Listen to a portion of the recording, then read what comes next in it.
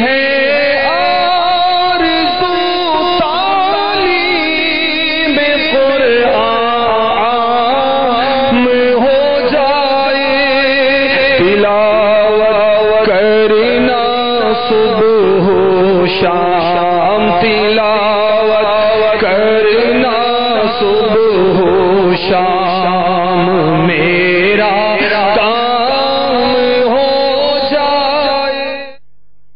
الحمدللہ رب العالمین، والصلاة والسلام على سید المرسلین، اما بعد فاعوذ باللہ من الشیطان الرجیم، بسم اللہ الرحمن الرحیم، الصلاة والسلام علیک یا رسول اللہ، الصلاة والسلام علیک یا حبیب اللہ، الصلاة والسلام عليك يا نبي الله وعلى آلك وأصحابك يا نور الله۔ سرکار دو عالم نور مجسم شاہ بنی آدم رسول محتشم صلی اللہ تعالی علیہ وآلہ وسلم کا فرمان معظم ہے، جس نے دن اور رات میں میری طرف شوق و محبت کی وجہ سے تین مرتبہ درود پاک پڑھا، اللہ تعالی پر حق ہے کہ وہ اس کے اس دن اور اس رات کے گناہ بخش دے۔ صلو علی الحبیب صلی اللہ تعالی علی محمد صلی اللہ علیہ وآلہ وسلم۔ پیارے اور محترم اسلامی بھائیوں اور مدنی چینل کے ناظرین، الحمدللہ رب تبارک و تعالیٰ کا احسان کہ ہم ان دنوں علم دین کے حصول کے لیے کوشاں ہیں۔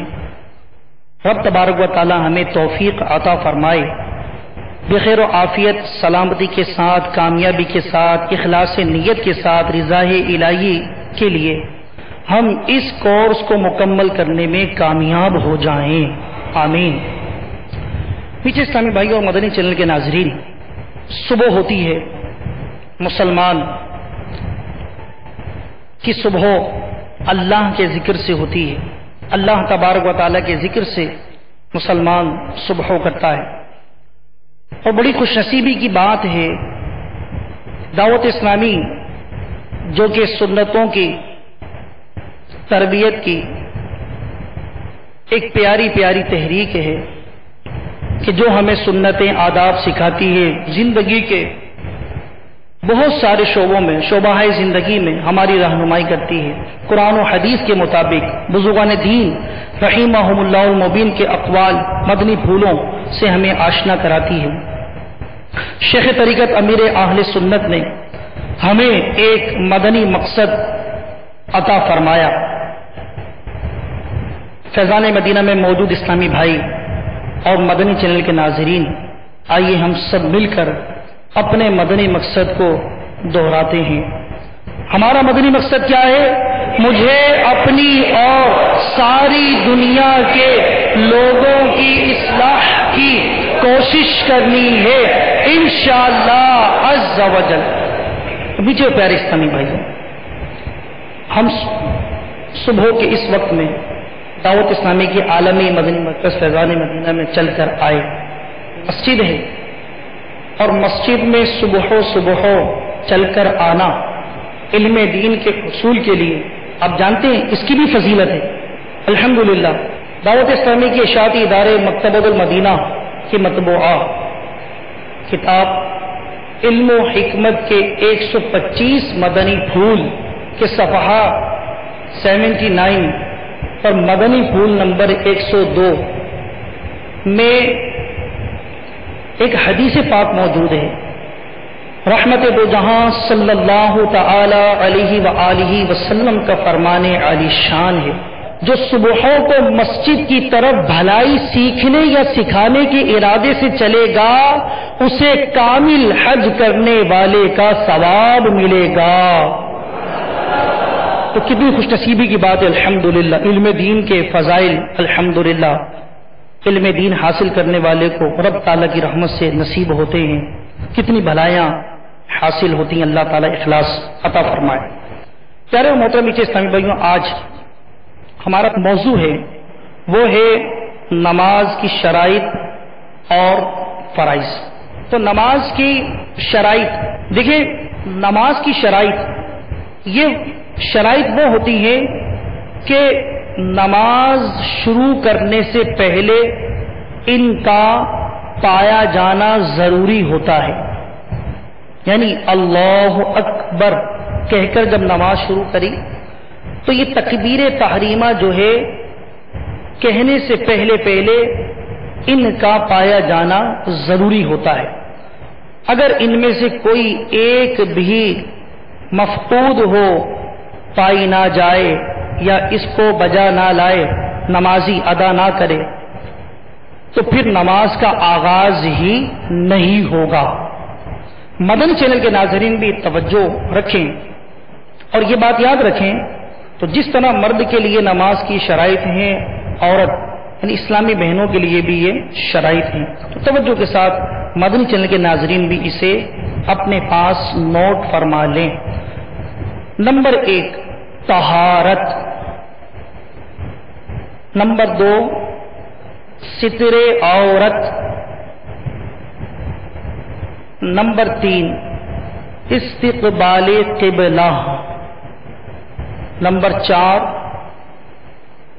وقت، نمبر 5 نیت، نمبر 6 تکبیر تحریمہ۔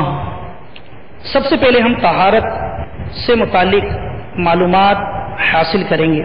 میٹھے پیارے اسلامی بھائیوں، مدنی چینل کے ناظرین، طہارت یعنی نمازی کا جسم، کپڑے جو لباس ہے، اور جس جگہ نماز پڑھ رہا ہے تو اس جگہ کا ہر قسم کی نجاست یعنی گندگی سے پاک ہونا لازمی اور ضروری ہے۔ تو یہاں 3 چیزیں ہیں، ایک ہے بدن یعنی نمازی کا جسم، اور دوسری جو چیز ہے اس میں ہے لباس، کپڑے، اور تیسری جو چیز ہے وہ ہے جس جگہ نماز پڑھ رہے ہیں۔ تو یہ 3 چیزیں ہیں، قابل غور ہیں، قابل حفظ ہیں، تاکہ ان کو یاد رکھ کر پھر احتیاطوں کو سمجھا جائے۔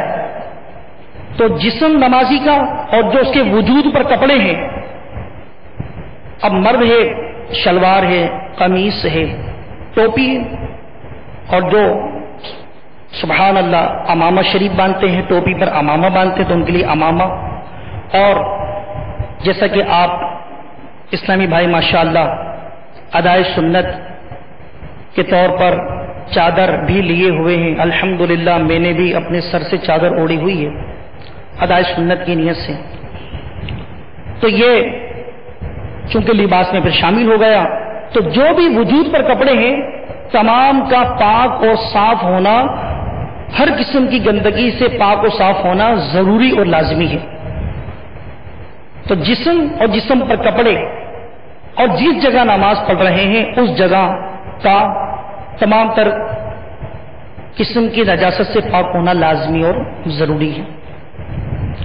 اب یہاں پر جسم کی بات ہے، دیکھیے حدث اکبر یعنی وہ چیزیں کہ جس سے غسل فرض ہو جاتا ہے، حدث اصغر وہ چیزیں کہ جس سے وضو فرض ہو جاتا ہے، یعنی یوں سمجھ لیں غسل ٹوٹ جاتا ہے اور وضو بھی ٹوٹ جاتا ہے، تو ایسی چیزیں۔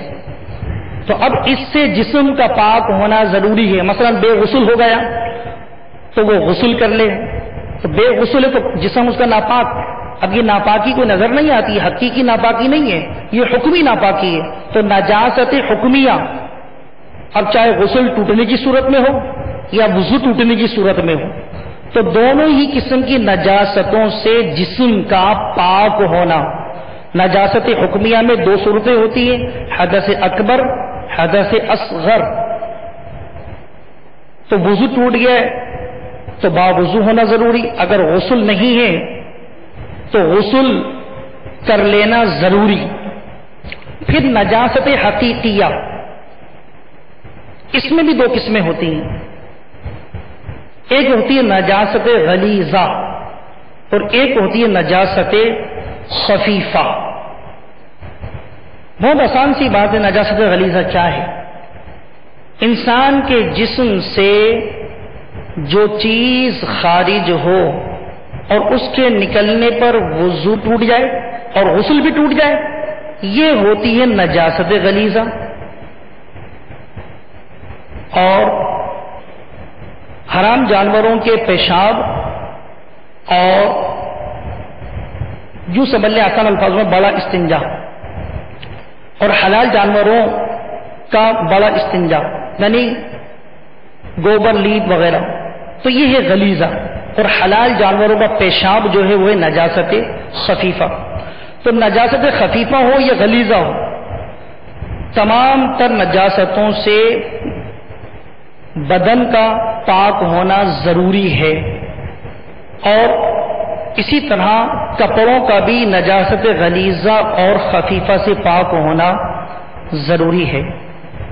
اسی طریقے سے جس جگہ نماز پڑھ رہے ہیں اس جگہ کا بھی نجاست غلیظہ اور خفیفہ سے پاک ہونا ضروری اور لازمی ہے. اب دیکھیے کہ غلیظہ کا حکم کیا ہے. کہ مثال کے طور پر نجاست غلیظہ اگر درہم سے زائد بدن یا کپڑوں پر لگی ہو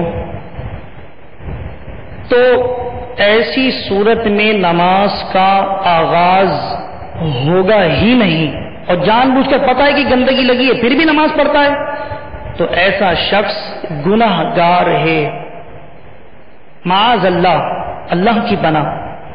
اگر نماز کو ہلکا جان کر کہ نماز کو ایسی چیز نہیں، پڑھ لو بھائی نماز کو ہلکا جانے اہمیت ہی نہ دے، نماز کو ہلکا جان کر اتنی مقدار گندگی جسم یا کپڑے پہ لگی ہے پھر بھی نماز پڑھے تو معاذ اللہ اس پہ حکم کفر ہے. تو یہ ہے نجاست غلیظہ. ہاں اگر درہم کی مقدار میں تو نماز کا آغاز کرنا صحیح ہو تو جائے گا، لیکن اس طرح نماز پڑھی تو واجب الاعادہ ہوگی. اور اگر درہم سے کم لگی ہے نجاست غلیظہ کی بات چل رہی ہے بدن یا کپڑے پر، تو ایسی صورت کے اندر درہم سے اگر کم ہے نجاست غلیظہ، ایسی صورت کے اندر اس کی نماز ہو جائے گی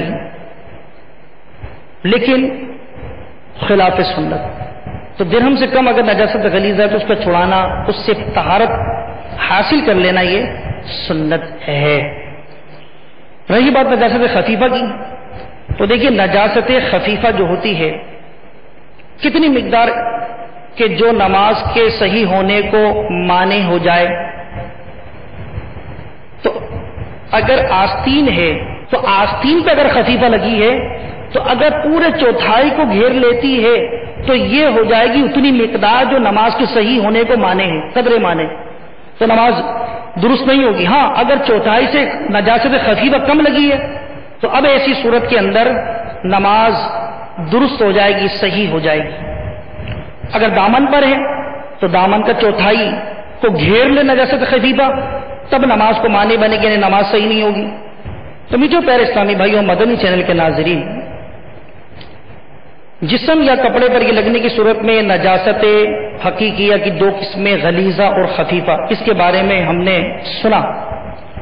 اب اسی طریقے سے محترم اور میٹھے اسلامی بھائیوں، ہمیں یہاں پر یہ بات سمجھنی ہے کہ جس جگہ نماز پڑھیں اس کے پاک ہونے سے مراد یعنی جگہ بھی پاک ہو تو اس کا مطلب ہے کیا، مفہوم کیا ہے؟ آیا کتنی ایریا، کتنی جگہ کا پاک ہونا شرط ہے؟ اب مثال کے طور پر ڈیکوریشن سے جو دریاں آتی ہیں، نعت خوانی ہوتی ہے، جو دریاں بچھاتے ہیں یا شادیوں میں جو دریاں منگاتے ہیں، پہچان کے لیے میں آپ کو بتا رہا ہوں. گھر میں مثال کے طور پر ایسے کوئی دری ہے یا کوئی ہمارے یہاں پر اس طرح کی کوئی موٹی چادر ہے جو کمرے میں بچھی رہتی ہے. اسلامی بہنیں گھروں میں نماز پڑھتی ہیں اور اسلامی بھائی سنن قبلیہ اور نوافل بادیہ گھر میں پڑھنے کا اہتمام کرتے ہیں.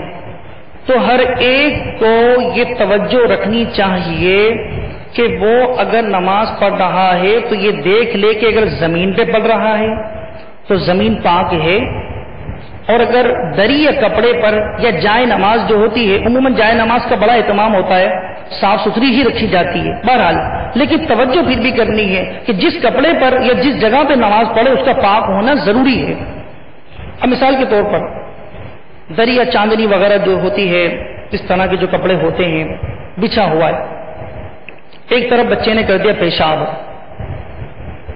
اور ہم اس جانب نماز پڑھ رہے تھے، ہمیں پتہ نہیں کہ وہاں پیشاب ہے، تو چونکہ ہمارے قدم ہمارے سجدے کی حالت میں گھٹنے اور ہتھیلیاں اور پیشانی اور ناک، یہ اس حصے پر سجدہ ہمارا ادا ہوا کہ وہاں کوئی بھی ناپاکی نہیں تھی، تو لہذا قدم سے لے کے پیشانی رکھنے تک کے درمیان کی جو جگہ ہے ادھر ناپاکی نہیں ہے، اس سے کچھ فاصلے پر ہے، تو کچھ فاصلے پر ہونا اگرچہ اسی کپڑے پر ہے یہ نمازی کے لیے مضر نہیں ہوگا۔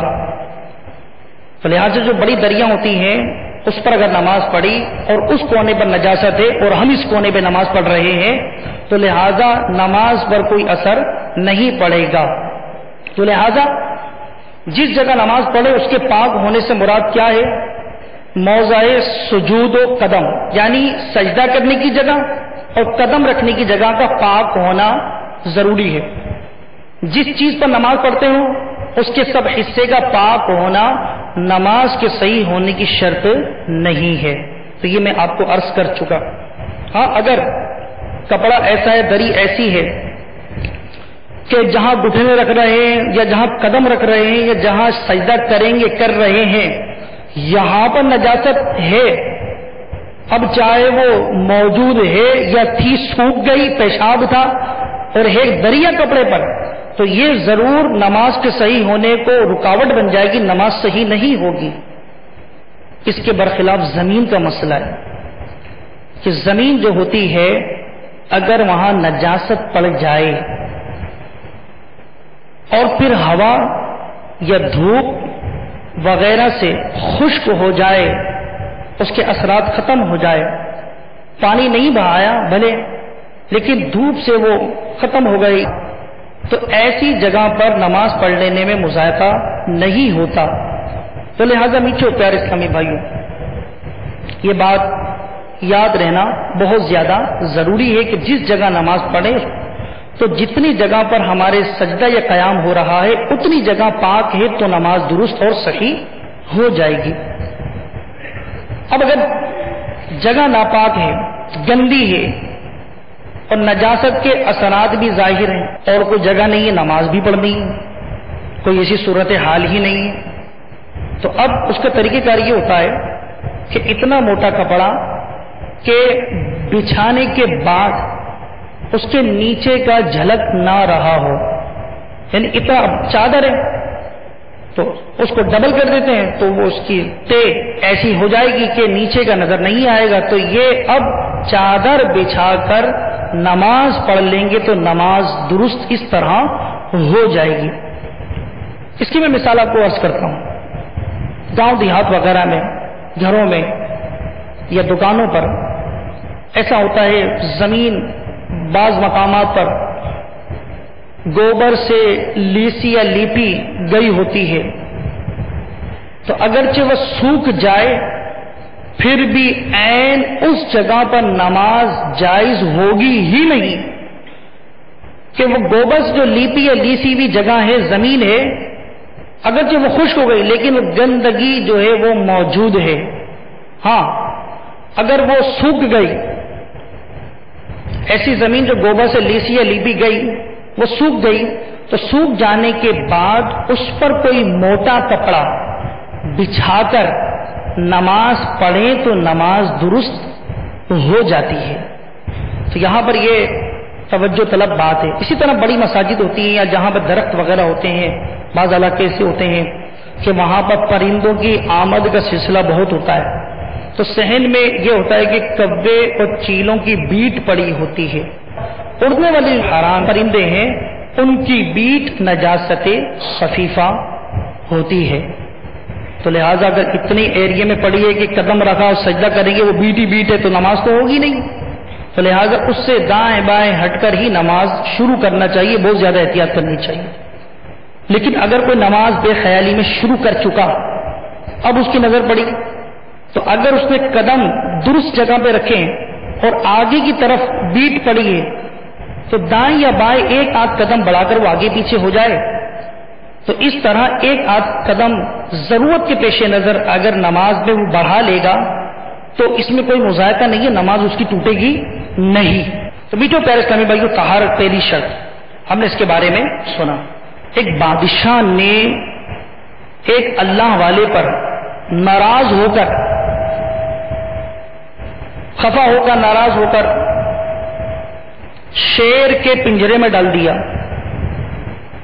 انتقام کے لیے، تاکہ شیر اس نیک بندے کو ہلاک کر ڈالے۔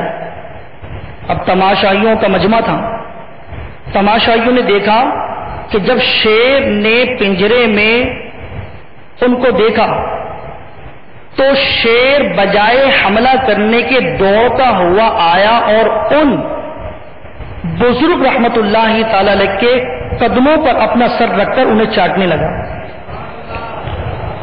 یعنی گویا شیر اللہ کے اس نیک بندے کے قدم چومنے لگا۔ تو اللہ والوں کی تو شان نرالی ہوتی ہے۔ یہ کرامت دیکھ کر بادشاہ نے بڑی عزت کے ساتھ ان مقبول حق کو پنجرے سے نکلوایا، معذرت کری۔ لوگوں نے ان سے پوچھا کہ حضور جناب، شیر کا نام سنتے ہیں تو حالت لوگوں کی خراب ہو جاتی ہے، اور آپ شیر کے پنجرے میں۔ جب شیر آپ کی قدموں کو چاٹ رہا تھا، آپ کی طرف دوڑ کر آیا، آپ کی قدموں کو چاٹ رہا تھا، تو اس وقت آپ کی دل کی کیفیت کیا تھی؟ اس وقت آپ کے دل میں کیا خیال آ رہا تھا؟ تو انہوں نے جواب ارشاد فرمایا، اس وقت میں ایک شرعی مسئلہ سوچ رہا تھا۔ اللہ اکبر، دینی مسئلہ سوچ رہا تھا۔ کیا مسئلہ تھا وہ؟ طہارت سے متعلق ہے کہ یہ شیر میرے پیر چاٹ رہا ہے، شیر کا لعاب پاک ہے یا ناپاک؟ اور کیا میرے پیر ناپاک تو نہیں ہو گئے؟ تو میٹھے اسلامی بھائیوں، اس روض الریاحین کے مذکور واقعے میں جہاں یہ پتہ چلا کہ جو شخص، جو اللہ کا بندہ اپنے دل میں رب کا خوف رکھتا ہے تو جو چیزیں مخلوق میں ڈرانے والی ہوتی ہیں نا، وہ خود اس اللہ کا خوف رکھنے والے سے ڈرتی ہیں۔ اور اس سے یہ بھی معلوم ہوا کہ ہمارے بزرگان دین رحمہم اللہ المبین طہارت کا، پاکی کا کتنا اہتمام فرمایا کرتے تھے۔ صلو علی الحبیب۔ اب ہم انشاءاللہ نماز کی دوسری شرط ستر عورت، اس کے متعلق سنتے ہیں۔ دیکھیے، مرد کے لیے ناف کے نیچے سے لے کر گھٹنوں سمیت، ناف کے نیچے سے لے کر گھٹنوں سمیت بدن کا سارا حصہ چھپا ہوا ہونا ضروری ہے۔ اور عورت، اس کے لیے کیا ضروری ہے کہ عورت کے لیے ان 5 اعضاء، مدنی چینل کے ناظرین اور یہاں موجود اسلامی بھائی توجہ بھی فرمائے کہ 5 اعضاء یعنی منہ کی یہ ٹکلی، اسے یہ کہتے ہیں، دونوں ہتھیلیاں اور دونوں پاؤں کے تلووں۔ اب جیسے یہ ہاتھ ہے تو یہ جو حصہ ہے اور یہ پیٹ کہلاتا ہے، یا تلوے پاؤں ہے تو یہ پشت اور یہ تلوے، تو دونوں ہتھیلیاں اور دونوں پاؤں کے تلووں کے علاوہ سارا جسم چھپانا لازمی ہے۔ البتہ اس میں یہ ہے کہ دونوں ہاتھ ہتھیلیوں کے ساتھ ساتھ یہ حصہ بھی گٹوں تک، پاؤں ٹخنوں تک مکمل، یعنی پشت اور پیٹ دونوں جو ٹخنے ہوتے ہیں، دائیں بائیں ابری ہوئی ہڈیاں ہوتی ہیں، اس کے سمیت نہیں، اس کے نیچے تک پاؤں کے ناخنوں سے لے کر، تو یہ ایک قول مفتہ بہی کے مطابق اگر یہ ظاہر رہے تو نماز درست ہو جاتی ہے۔ خلاصہ یہ ہے کہ چہرہ یہ منہ کی ٹکلی اور دونوں ہاتھ گٹوں تک اور اسی طرح دونوں جو پاؤں ہیں وہ ٹخنوں تک، ان کے علاوہ پورا جسم اسلامی بہن کے لیے لازمی اور ضروری ہے کہ نماز پڑھے تو وہ چھپا ہوا ہو۔ اگر پورا جسم جس کے بارے میں بتایا گیا کہ چھپا ہونا لازمی اور ضروری ہے کپڑے سے ڈھکا ہو، اگر اس جسم کے کسی بھی مقام کے کسی بھی ایک عضو کا چوتھائی کھلا رہا اور نماز شروع کری، نماز کا آغاز کرنے سے پہلے کھلا ہوا تھا، نماز شروع ہی نہیں ہوگی۔ لیکن نماز جب شروع کر لی اس کے بعد کوئی عضو کا چوتھائی یا زیادہ ظاہر ہو گیا اور ایک رکن کی مقدار کھلا رہا تو نماز ٹوٹ جائے گی، اس بات کا خیال رکھا جائے۔ اب دیکھیں، اگر ایسا باریک کپڑا پہنا جس سے بدن کا وہ حصہ جس کا نماز میں چھپانا فرض ہے نظر آئے گا یا جلد کا رنگ ظاہر ہوگا، نماز نہیں ہوگی۔ تو باریک دوپٹے ہوتے ہیں، مثال کے طور پر باریک کپڑے شلوار قمیص بنائی جائے تو خواتین کے لیے یہ تو لمحہ فکریہ ہے۔ علاوہ نماز کے بھی ان کپڑوں سے تو اجتناب ہی کرنا چاہیے۔ اس کے بارے میں صدر الشریعہ رحمت اللہ تعالی علیہ فرماتے ہیں، آج کل باریک کپڑوں کا رواج بڑھتا جا رہا ہے۔ ایسے باریک کپڑے کا پاجامہ پہننا جس سے ران یا ستر کا کوئی حصہ چمکتا ہو، علاوہ نماز کے بھی پہننا حرام ہے۔ کپڑا تو موٹا ہے جس سے ستر کیا، موٹا ہے، دبیز ہے جس سے بدن کا رنگ چمکتا بھی نہیں ہے، مگر وہ ایسا ٹائٹ سلا ہوا ہے، چست ہے، بدن سے چپکا ہوا ہے کہ دیکھنے سے جسم کے حصے کی حالت معلوم ہوتی ہے۔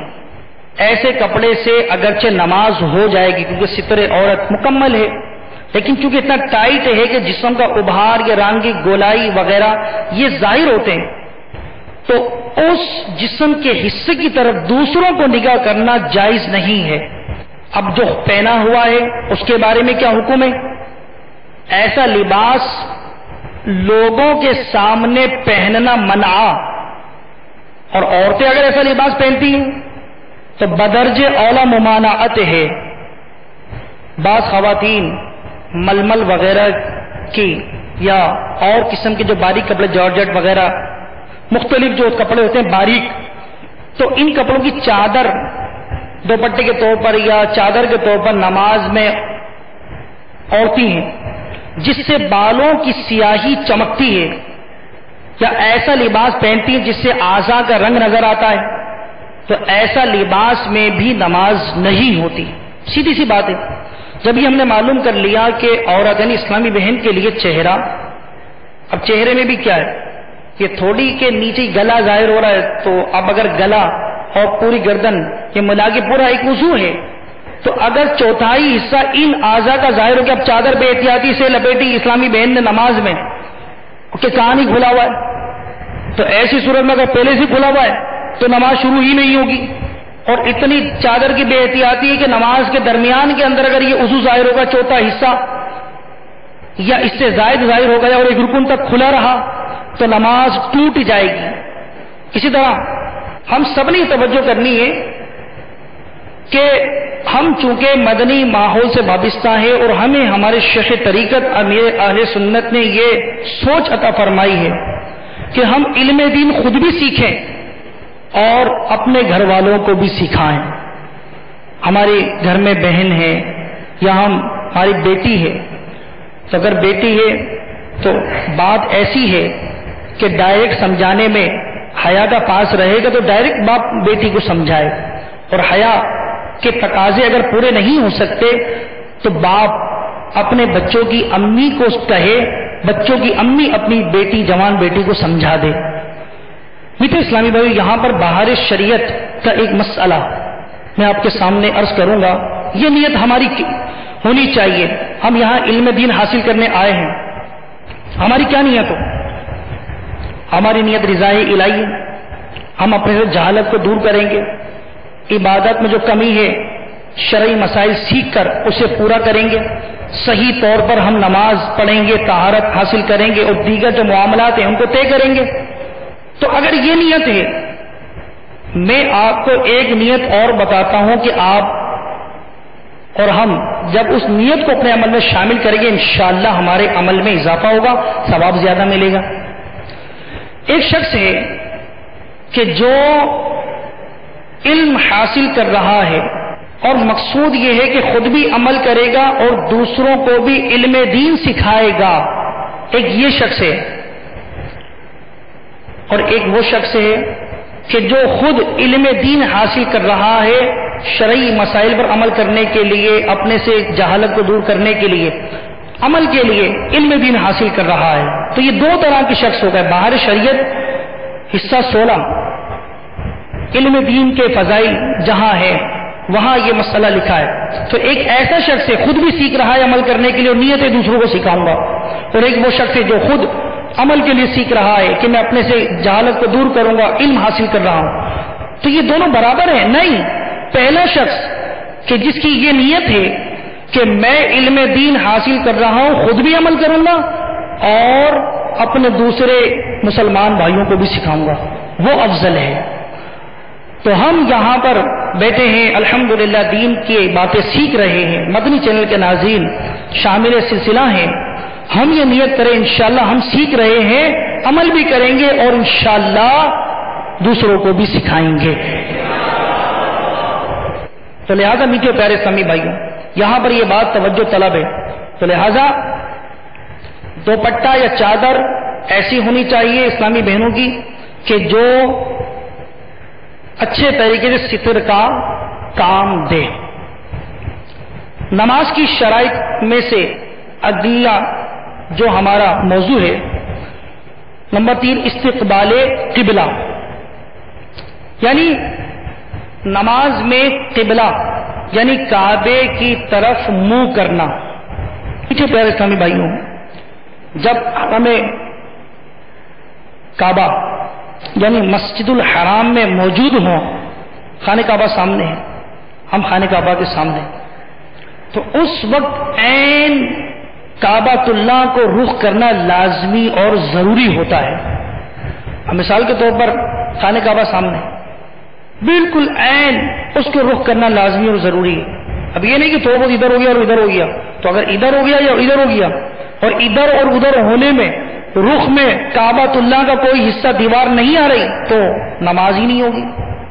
تو لہذا جو کعبۃ اللہ کے سامنے ہیں, سامنے نظر آ رہا ہے, تو عین قبلے کو رخ عین سیدھ ہونا لازمی اور ضروری ہے.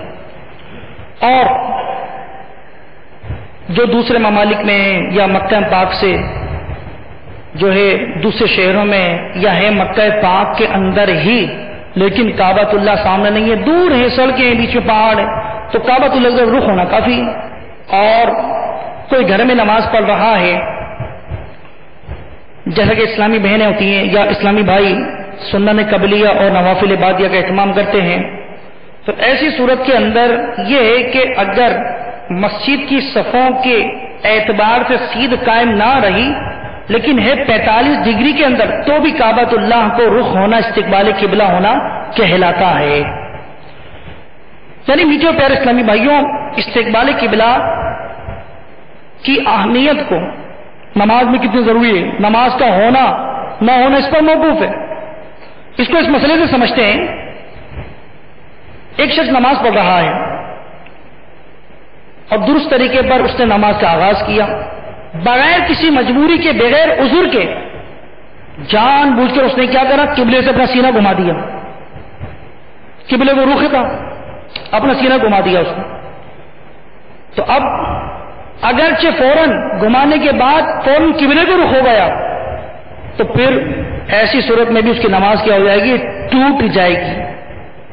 تو لہذا کعبۃ اللہ کو رخ استقبال قبلہ نماز میں یہ شرط ہے. میٹھے پیارے اسلامی بھائیوں, لیکن سینہ किबले को है और किसी ने चेहरा किबले से ऐसे घुमा दिया या इधर दाएं बाएं घुमा दिया, अब क्या नमाज टूटेगी? तो ये याद रखिए, याद कर लें इंशाअल्लाह अजीज, ये याद हो भी जाएगा इंशाअल्लाह। बिला उज़्र शरई सीना किबले से घुमा देना, इनहिराफ अनिल किबला, सीना किबले से घुमा देना बिना उज़्र, नमाज तोड़ देगा, नमाज फासिद हो जाएगी। और बिला उज़्र शरई चेहरा काबे से घुमा देना दाएं बाएं, सीना तो किबले को रहे, चेहरा घुमा दिया, तो नमाज मकरूह तहरीमी है, ऐसा करने वाला गुनाहगार होगा।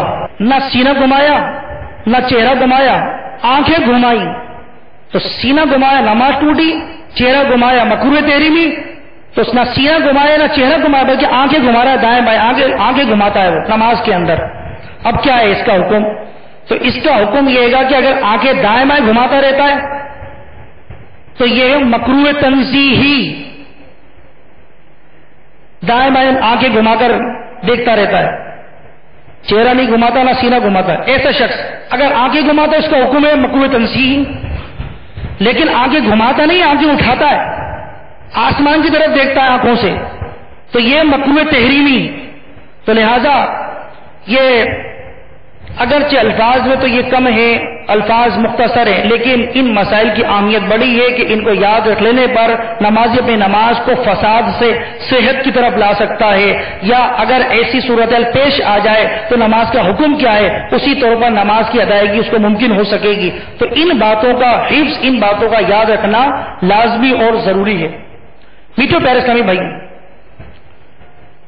अगर ऐसी जगह पर है जहां किबले की शनाख्त नहीं है, उसे मार्फत हासिल नहीं है और कोई जरिया नहीं है, ना कोई ऐसा मुसलमान जो इससे मालूमात भी हासिल कर सके, तो अब शरीयत मुताहरा ने ऐसे नमाजी को यह हुक्म इरशाद फरमाया कि वो तहर्री से काम ले, तहर्री करे। तहर्री क्या है? यानी सोचे और जिधर किबला होना दिल पर जमे, दिल को यकीन हासिल हो कि हाँ इस तरफ किबला होगा, तो उधर ही रुख करे। तो ऐसे शख्स के हक में वही किबला है, यह है तहर्री। अब तहर्री कर ली और तहर्री करके नमाज पढ़ी, बाद में मालूम हुआ कि नमाज तहर्री करके पढ़ी, तहर्री की शराइत पाई गई, मसलन जहां किबले की शनाख्त नहीं है, ना कोई बताने वाला है, ना कोई मार्फत पहचान हासिल हो सकती है, कोई भी जरिया नहीं है, तहर्री करना अब जायज हो गया, तहर्री भी कर ली, नमाज पढ़ ली। अब मालूम हुआ कि किबले की तरफ नमाज नहीं पढ़ी, बाद में मालूम चला कि किबला तो इस तरफ था, मैंने तो इस तरफ रुक करके नमाज पढ़ी, अब क्या करें? तो नमाज लौटाने की हाजत नहीं है। अब चंद अफराद है ऐसे मकाम पर जहां पर किबले की मालूमात नहीं है, किबला किस तरफ है, तो ऐसा मामला दरपेश हो जाता है सफर के अंदर, कोई शख्स शहर की आबादी से बाहर हो जाता है या कोई ऐसी जगह पर चला जाता है, मालूम नहीं होता, तो उसके साथ ये मसला होता है। बाज़ औकात ये भी होता है, कुछ सूरत ऐसी भी पैदा हो जाती है कि इस्लामी बहनों के साथ भी ये मामला, खवातीन के साथ भी ऐसा होता है। तो लिहाजा इन मसाइल को सीखना तो जरूरी है ताकि वो नमाज पढ़ने के लिए, दुरुस्त नमाज पढ़ने के लिए ये मसाइल का जानना मददगार बन जाए। तो कुछ अफराद हैं और किबले की शनाख्त नहीं है, क्या करें? तो एक शख्स ने तहर्री करी और उसने बोला कि भाई मैं तहर्री कर रहा हूं और लिहाजा भी आप सब लोग रुक जाओ। उसने तहर्री कर ली, उसने कहा मेरे दिल पर जम रहा है कि भाई इस तरफ किबला है, रुख है। तो क्या दीगर लोग हैं उन सब का इसकी तहर्री पर अमल करना जायज होगा या नहीं? तो जवाब क्या है कि हर शख्स के लिए अपनी तहर्री ही मुफीद होगी, दूसरे की हुई तहर्री पर अमल करना दुरुस्त नहीं होगा। तो मसला हुसूल बरकत के लिए मैं पढ़ देता हूं, समाअत फरमाए। एक शख्स तहर्री करके सोच कर नमाज पढ़ रहा हो, दूसरा उसकी देखा देखी उसी समत नमाज पढ़ेगा तो नहीं होगी। دوسرے کے لیے بھی تحری کا حکم ہے۔ صلو علی الحبیب صلی اللہ علیہ وسلم۔ میٹھے میٹھے اسلامی بھائیوں، مدنی چینل کے ناظرین، نماز کی شرائط میں اگلی شرط ہے وقت، یعنی جو نماز پڑھنی ہے اس کا وقت ہونا ضروری ہے۔ مثال کے طور پر آج کی نماز ظہر ادا کرنی ہے، مثال کے طور پر، تو اب جو نماز پڑھنی ہے اس کا وقت شروع ہو جائے پھر نماز پڑھنا درست ہوگا۔ اگر وقت شروع ہونے سے پہلے پڑھی تو نماز ہوگی ہی نہیں۔ تو جہاں نماز صحیح ہونے کے لیے وقت کا آ جانا شرط ہے نا، ایسے ہی نماز کے صحیح ہونے کے لیے وقت کا باقی رہنا بھی شرط ہے۔ اب نماز کا وقت تو شروع ہو گیا، ہاں بھائی ٹھیک ہے، زور کا وقت شروع ہو گیا، کیا بج رہا بھائی؟ 4 بج رہے ہیں، 5 بج رہے ہیں، زور کا وقت تو جلدی شروع ہو جاتا ہے، اذان کب کی ہو گئی؟ شروع ہو گیا، اب شروع تو ہو گیا، ختم بھی تو دیکھنا ہے کہ ختم تو نہیں ہو گیا۔ تو جس طرح شروع ہونے کا خیال ضروری ہے، ایسے ہی یہ بھی ضروری ہے کہ ختم تو نہیں ہو گیا۔ تو لہذا آغاز اور اختتام ان پر نظر رکھتے ہوئے وقت ہی میں نماز پڑھنا یہ نماز کی شرط ہے۔ میٹھے اسلامی بھائیوں، شیخ طریقت امیر اہل سنت نے نماز کے احکام، اس میں یہ ارشاد فرمایا، لکھا، عموماً مساجد میں نظام الاوقات کے نقشے آویزاں ہوتے ہیں، تو ان میں جو مستند توقیت دان، یعنی جو وقت کے ماہرین ہوتے ہیں کہ وقت کب داخل ہوتا ہے کب خارج ہوتا ہے، توقیت دان، مستند توقیت دان کے مرتب کردہ اور علماء اہل سنت کے تصدیق شدہ نظام الاوقات کے نقشے ہوں، ان سے نمازوں کے اوقات معلوم کرنے میں سہولت رہتی ہے۔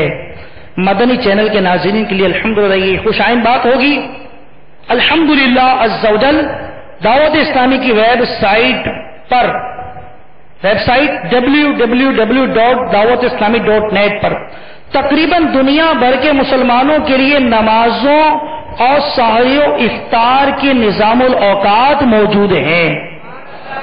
ویب سائٹ پر وزٹ فرمائے اور ان نظام الاوقات کو دنیا میں جہاں بھی رہتے ہیں آپ حاصل، اپنے علاقے اپنے ملک کے اعتبار سے آپ حاصل کر سکتے ہیں۔ میٹھے پیارے اسلامی بھائیوں، نماز کا وقت، اب چونکہ نماز کا وقت بھی ضروری ہے اور چونکہ مردوں کے لیے نماز کا وقت آ جانے کے ساتھ ساتھ یہ بھی تو ضروری ہے کہ وہ جماعت سے نماز پڑھیں گے، لیکن اسلامی بہنوں کے لیے کیا مسئلہ ہے؟ اسلامی بہنوں کے لیے اول وقت میں نماز فجر ادا کرنا مستحب ہے۔ اسلامی بھائی کے لیے تو نہیں ہو سکتا نا یہ کہ اول وقت میں اسلامی بھائی نماز اگر پڑھ لے گا تو جماعت سے نماز پھر کب پڑھے گا؟ تو لہذا اسلامی بہنوں کے لیے اول وقت میں نماز فجر ادا کرنا مستحب ہے، اور فجر کے علاوہ جو نمازیں تو ان میں بہتر یہ ہے کہ جب اسلامی بھائیوں کی یعنی مسجد میں مردوں کی جماعت ہو جائے پھر اپنی نماز گھر میں پڑھیں۔ یہاں پر شیخ طریقت امیر اہل سنت نے ایک بڑا پیارا مدنی پھول ارشاد فرمایا ہے کہ اول وقت میں اسلامی بہنوں کے لیے فجر کی نماز ادا کرنا مستحب ہے، تو فجر سے کچھ وقت پہلے اٹھ جائیں اور تہجد کی نماز کے لیے وضو فرمائیں، تہجد کی نماز ادا کریں، تہجد کی نماز اسلامی بہنیں ادا کر لیں، ذکر و اذکار کہیں، یہاں فجر کا وقت داخل ہو گیا، اذان ہو گئی تو اب فجر کی نماز ادا کر لیں، تو ایک وضو کے اہتمام میں تہجد اور فجر کا مستحب بھی ادا ہو جائے گا۔ میٹھے پیارے اسلامی بھائی، نماز کی 5ویں شرط ہے نیت۔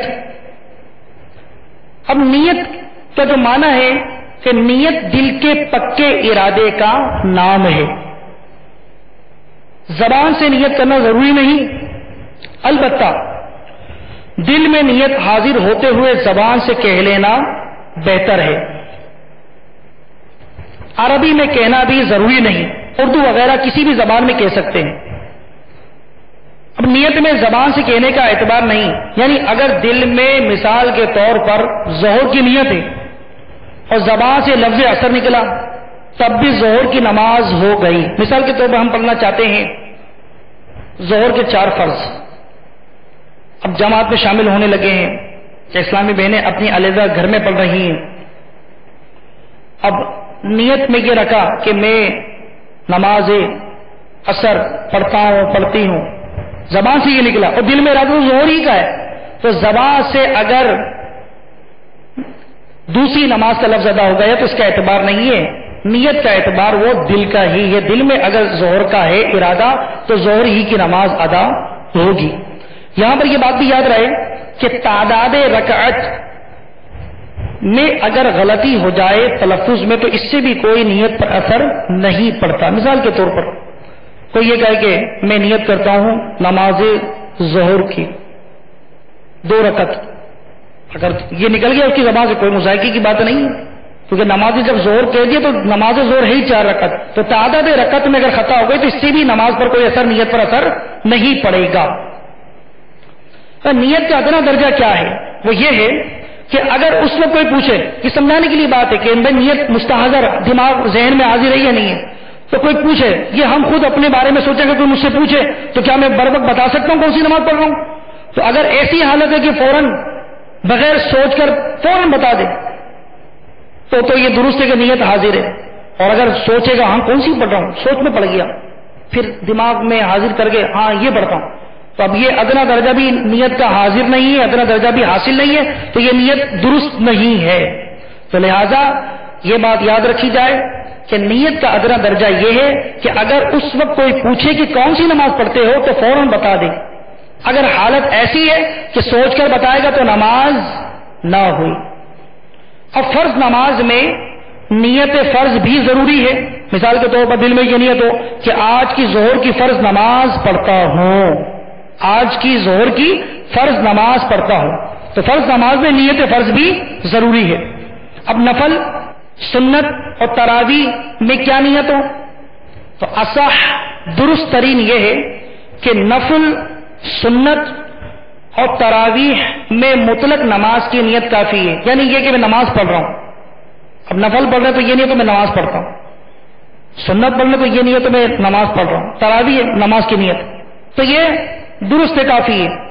مگر احتیاط یہ ہے کہ تراویح میں تراویح کی نیت کریں یا سنت وقت، یعنی رمضان کی جو یہ عشاء کے بعد کی سنت 20 رکعتیں میں اس کی نیت کرتا ہوں، اچھا بقیہ سنتوں میں سنت کی نیت کرے یا نبی پاک صلی اللہ تعالی علیہ وآلہ وسلم کی پیروی کی نیت کرے۔ کیوں کہ بعض فقہاء کرام، بعض مشائخ رحمہم اللہ تعالی، ان میں سنت اور تراویح میں مطلق نماز کی نیت کو ناکافی قرار دیتے ہیں۔ تو نفل میں تو محض نماز کی نیت کری تو درست ہو جائے گی، لیکن احتیاط یہ ہے کہ سنت اور تراویح میں نیت کو ملحوظ رکھے۔ نماز نفل میں مطلق نماز کی نیت کافی ہے، اگرچہ نفل نیت میں نہ ہو۔ اسی طرح نیت باندھتے وقت، نیت دل میں مستحضر کرتے وقت، نیت دل میں کرتے وقت یہ کہنا منہ میرا قبلے کی طرف، اللہ اکبر پیچھے سے امام کے، تو اس طرح تو دیکھیں یہ نیت کہ منہ میرا قبلے شریف کی طرف، یہ کہنا کہ منہ میرا قبلے شریف کی طرف، یہ شرط نہیں ہے۔ اگر امام صاحب کے پیچھے نماز پڑھ رہے ہیں، امام صاحب کے پیچھے نماز پڑھ رہے ہیں تو چونکہ اقتدا کر رہے ہیں تو اقتدا میں مقتدی یعنی پیچھے جو نماز پڑھ رہا ہے اس کا اس طرح نیت کرنا بھی جائز ہے کہ جو نماز امام کی وہی نماز میری۔ نماز جنازہ میں نیت تو نماز اللہ کے لیے اور دعا اس میت کے لیے، نماز اللہ کے لیے اور دعا اس میت کے لیے، یہ نیت۔ یہاں پر پھر عرض کروں گا کہ زبان سے کہنا یہ شرط نہیں ہے، کہہ لیا تو بہتر ہے، لیکن یہ معنی و مفہوم دل میں موجود ہو، نماز اللہ کے لیے اور دعا اس میت کے لیے۔ تو جہاں جہاں نیت کہا گیا ہے، نیت کرنا تو مراد یہ دل میں اس کے یہ نیت موجود ہو۔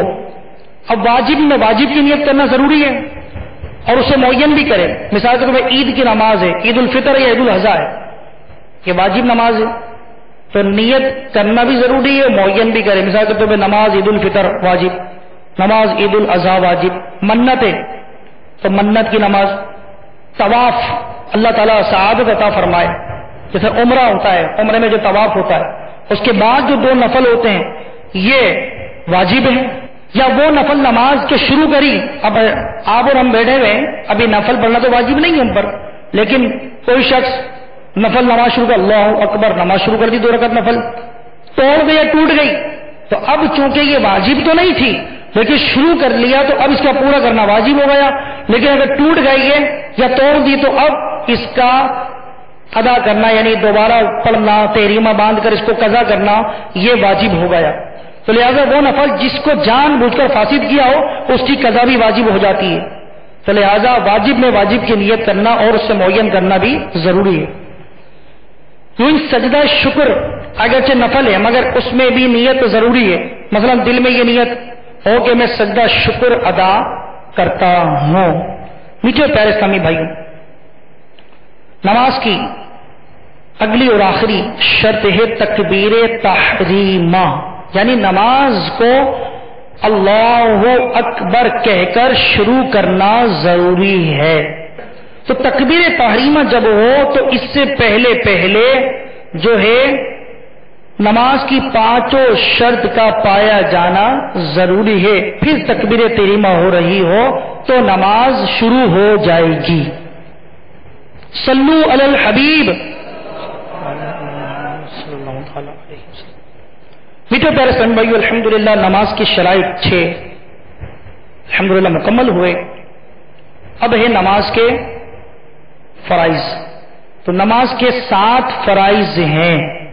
نمبر 1 تکبیر تحریمہ، جی ہاں تکبیر تحریمہ بھی نماز کے فرائض میں یہ پہلا فرض ہے، تکبیر تحریمہ۔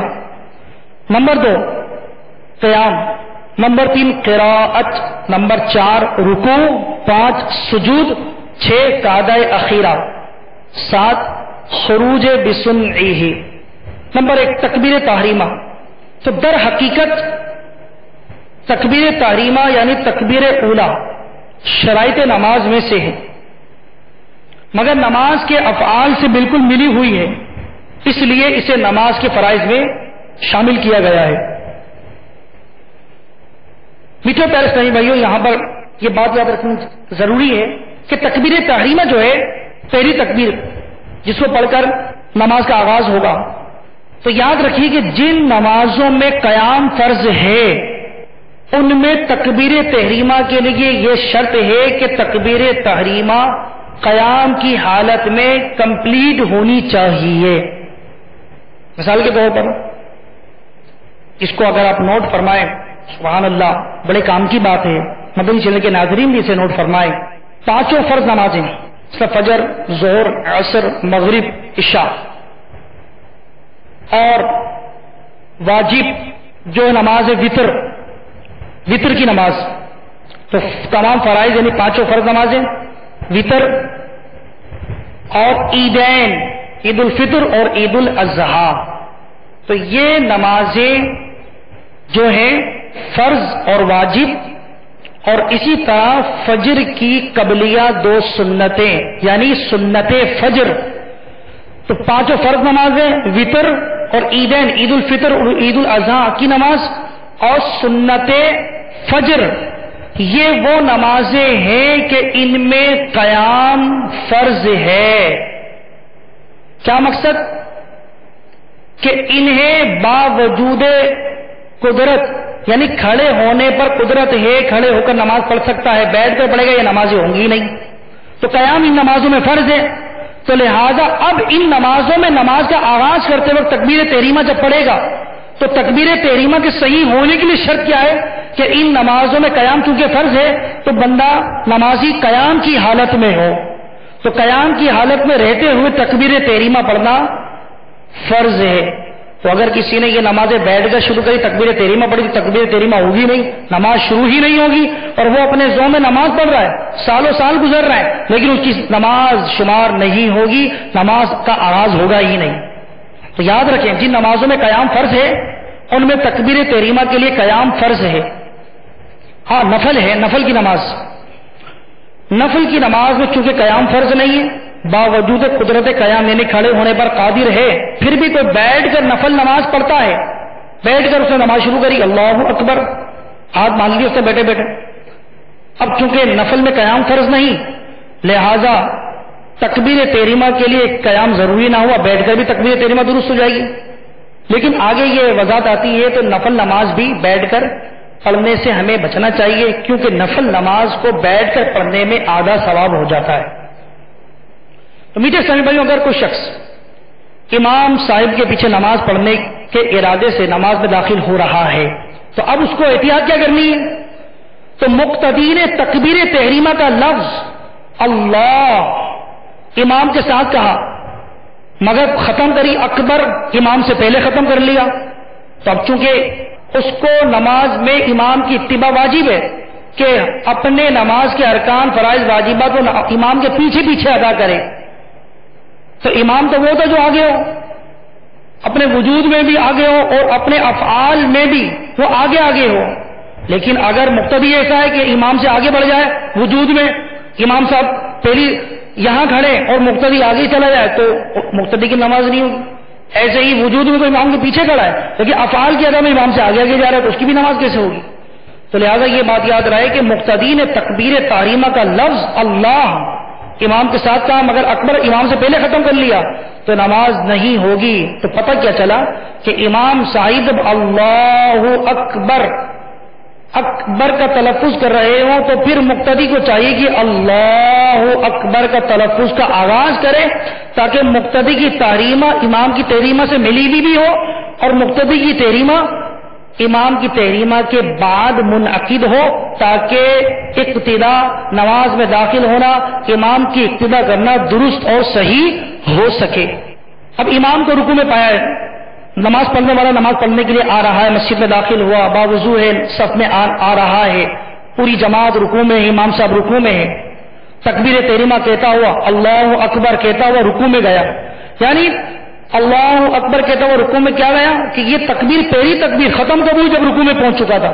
تو ابھی تو ہم نے یہ سیکھا ہے کہ جن نمازوں میں قیام فرض ہے، فرائض، وتر، عیدین، سنت فجر، تو ان میں قیام بھی فرض ہے کہ تکبیر تحریمہ جب ختم ہو تو نمازی قیام کے اندر ہو، یعنی رکوع میں نہ ہو. اب کوئی اس طرح نماز کا آغاز کرے رکعت پانے کے لیے وہ تکبیر کہے اور تکبیر اللہ اکبر یا اکبر کا تلفظ اس وقت پورا ہوا کہ وہ رکوع میں پہنچ چکا ہے تو یہ نماز شروع ہی نہیں ہوگی. تو ایسے موقع پر قاعدے کے مطابق، طریقہ کار کے مطابق پہلے کھڑے کھڑے تکبیر کہنا چاہیے اللہ اکبر، اب اس کے بعد اللہ اکبر کہتے ہوئے رکوع کرنا چاہیے. اب امام صاحب کو رکوع میں پالے تو رکعت مل گئی. اگر امام صاحب کو رکوع میں نہ پا سکے، مثلا تکبیر کہی تحریمہ کی دوسری تکبیر کہہ کے رکوع میں جا رہے تھے کہ ہم رکوع میں پہنچتے ہاتھ بڑھائے گھٹنوں تک، اس سے پہلے ہی امام صاحب کھڑے ہو چکے، امام صاحب کے سلام پھیرنے کے بعد اپنی جو رکعت رہ گئی اس کو بعد میں پورا کر لیا جائے. تو لہذا اطمینان، وقار، سکون کے ساتھ ہی مسجد میں چلنا چاہیے، بھاگنا نہیں چاہیے. رکعت مل جائے کہ رکعت ملنے کے اس میں سوچ میں دوڑ رہا ہے بندہ، خدا نخواستہ ماربل لگا ہے، پاؤں وضو کی وجہ سے گیلے ہیں، وہ پاؤں سلپ ہو گیا تو عمر بھر کا کوئی صدمہ نہ ہو جائے. تو لہذا اس میں احتیاط کرنی چاہیے. اگلا مسئلہ یہ گا جو شخص تکبیر کے تلفظ پر قادر نہ ہو، مثلا گونگا ہے یا کسی اور وجہ سے زبان بند ہو گئی یا کوئی بیماری ایسی پیدا ہو گئی کہ چھالے اتنے ہو گئے کہ زبان ہی نہیں ہلی کہ وہ پڑھ ہی کچھ نہیں سکتا، تو اب ایسے شخص پر تلفظ لازم نہیں ہوتا، بس وہ دل میں یہ ارادہ کرے میں تکبیر تحریمہ پڑھ رہا ہوں. تو ایسے شخص کا جو ہے امام صاحب کے پیچھے نماز پڑھنے کے لیے اس طرح وہ ارادہ کر لینا یا کچھ سنتیں اور نوافل پڑھ رہا ہے اس طرح ارادہ کر لینا وہ کافی ہو جائے گا. تلفظ درست ہونا بہت ضروری ہے. تو لفظ اللہ تو تکبیر تحریمہ اللہ اکبر. اب اس میں احتیاط ہے، دو حمزہ ہیں، اللہ جب پڑھتے ہیں تو یہ پہلا حمزہ، اکبر پڑھتے ہیں یہ دوسرا حمزہ، تو یہ کھنچ نہ جائے. اب معاذ اللہ سستی کی بنا پر کوئی شخص جو ہے وہ بس اپنی زندگی کو ایسے ہی گزارے جا رہا ہے، نہ کوئی اس سے توجہ ہے نہ کوئی فکر ہے کہ میرا رب عز و جل کا مجھ پر کتنا کرم ہے کہ اس نے مجھے صحیح و سالم بنایا، دولت سے بھی نوازا، وقت بھی میرے پاس ہے، گاڑی بھی میرے پاس ہے اور کوئی ایسی پریشانی نہیں، لیکن کتنے ایسے ہیں کہ اتنی دولت اور اتنی نعمتوں کی فراوانی ہونے کے باوجود نعمت تلاوت قرآن سے محروم ہے. کتنے ایسے؟ تو میٹھے اسلامی بھائی، وہ سینہ ویران مکان کی طرح ہے جس کے سینے میں قرآن نہیں. تو لہذا ہمیں تو اپنے سینوں کو، اپنے دل کو قرآن کی تلاوت سے معمور کرنا چاہیے. شب و روز تلاوت قرآن مجید کریں، تلفظ صحیح طور پر ادا کرنے میں کامیاب ہوں. تو لفظ اللہ کو اللہ یا اکبر کو اکبر یا اکبر کو اکبار، اللہ اکبر ایسے معاذ اللہ کہا تو نماز نہ ہوگی، درست نہیں ہوگی، نماز شروع ہی نہیں ہوگی. بلکہ اگر اس طرح غلط تلفظ کے ذریعے، کیونکہ معنی تبدیل ہو جاتے ہیں، معنی خراب ہو جاتے ہیں، تو اس غلط تلفظ کے ذریعے خراب معنی، فاسد معنی کا قصد کیا جان بوجھ کر، معنی فاسد سمجھ کر جان بوجھ کر اس طرح غلط تلفظ پڑے گا تو معاذ اللہ کافر ہو جائے گا. میٹھے پیارے اسلامی بھائیوں، تلفظ کی بات چلی ہے. شیخ طریقت امیر سنت اس سے متصل یہ مسئلہ بھی لکھا کہ بسا اوقات یہ ہوتا ہے کہ مسجد میں جماعت کثیر ہے، بڑی جماعت ہے، بہت زیادہ نمازی ہیں، کیونکہ لاؤڈ اسپیکر کا بھی جو ہے وہ انتظام ہوتا ہے. بسا اوقات جہاں پہ لاؤڈ اسپیکر کا اہتمام نہیں ہے، یا لائٹ چلی جاتی، جنریٹر یا یو پی ایس بھی نہیں ہے، اب کیا کریں، جمعہ ہو رہا ہے، عید کی نماز ہو رہی ہے، تو اس وقت یہ ہوتا ہے کہ اپنی مرضی سے لوگ تکبیر کہنا شروع کر دیتے ہیں. اب امام صاحب نے تکبیر کہی، پیچھے سے کسی نمازی نے بھی تکبیر کہہ دی. اگر تکبیر صحیح کہہ رہا ہے اور مسائل جانتا ہے تو پھر بچت کی راہ ہے. لیکن اگر تکبیر کا تلفظ درست نہیں، جو مثالیں میں نے آپ کو سنائی غلط طور پہ تلفظ کی، جو میں نے آپ کو آواز سنائی اس طور پہ پڑھتا ہے تو اس کی نماز تو گئی گئی.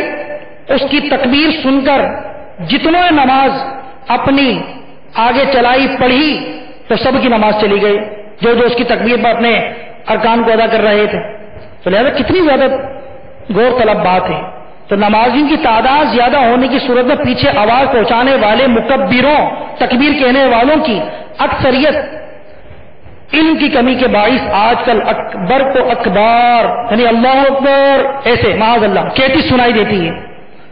اس طرح ان کی اپنی نماز بھی ٹوٹتی اور ان کی آواز پر جو لوگ انتقالات کرتے یعنی نماز کے ارکان ادا کرتے ہیں ان کی نماز بھی ٹوٹ جاتی ہے. لہذا بغیر سیکھے کبھی مکبر نہیں بننا چاہیے. تو پہلی رکعت، اگلا مسئلہ کیا ہے کہ پہلی رکعت کا رکوع مل گیا تو تکبیر اولیٰ کی فضیلت پا گیا. میٹھے پیارے اسلامی بھائیوں، اگلا جو ہمارا فرائض میں فرض ہے وہ ہے قیام.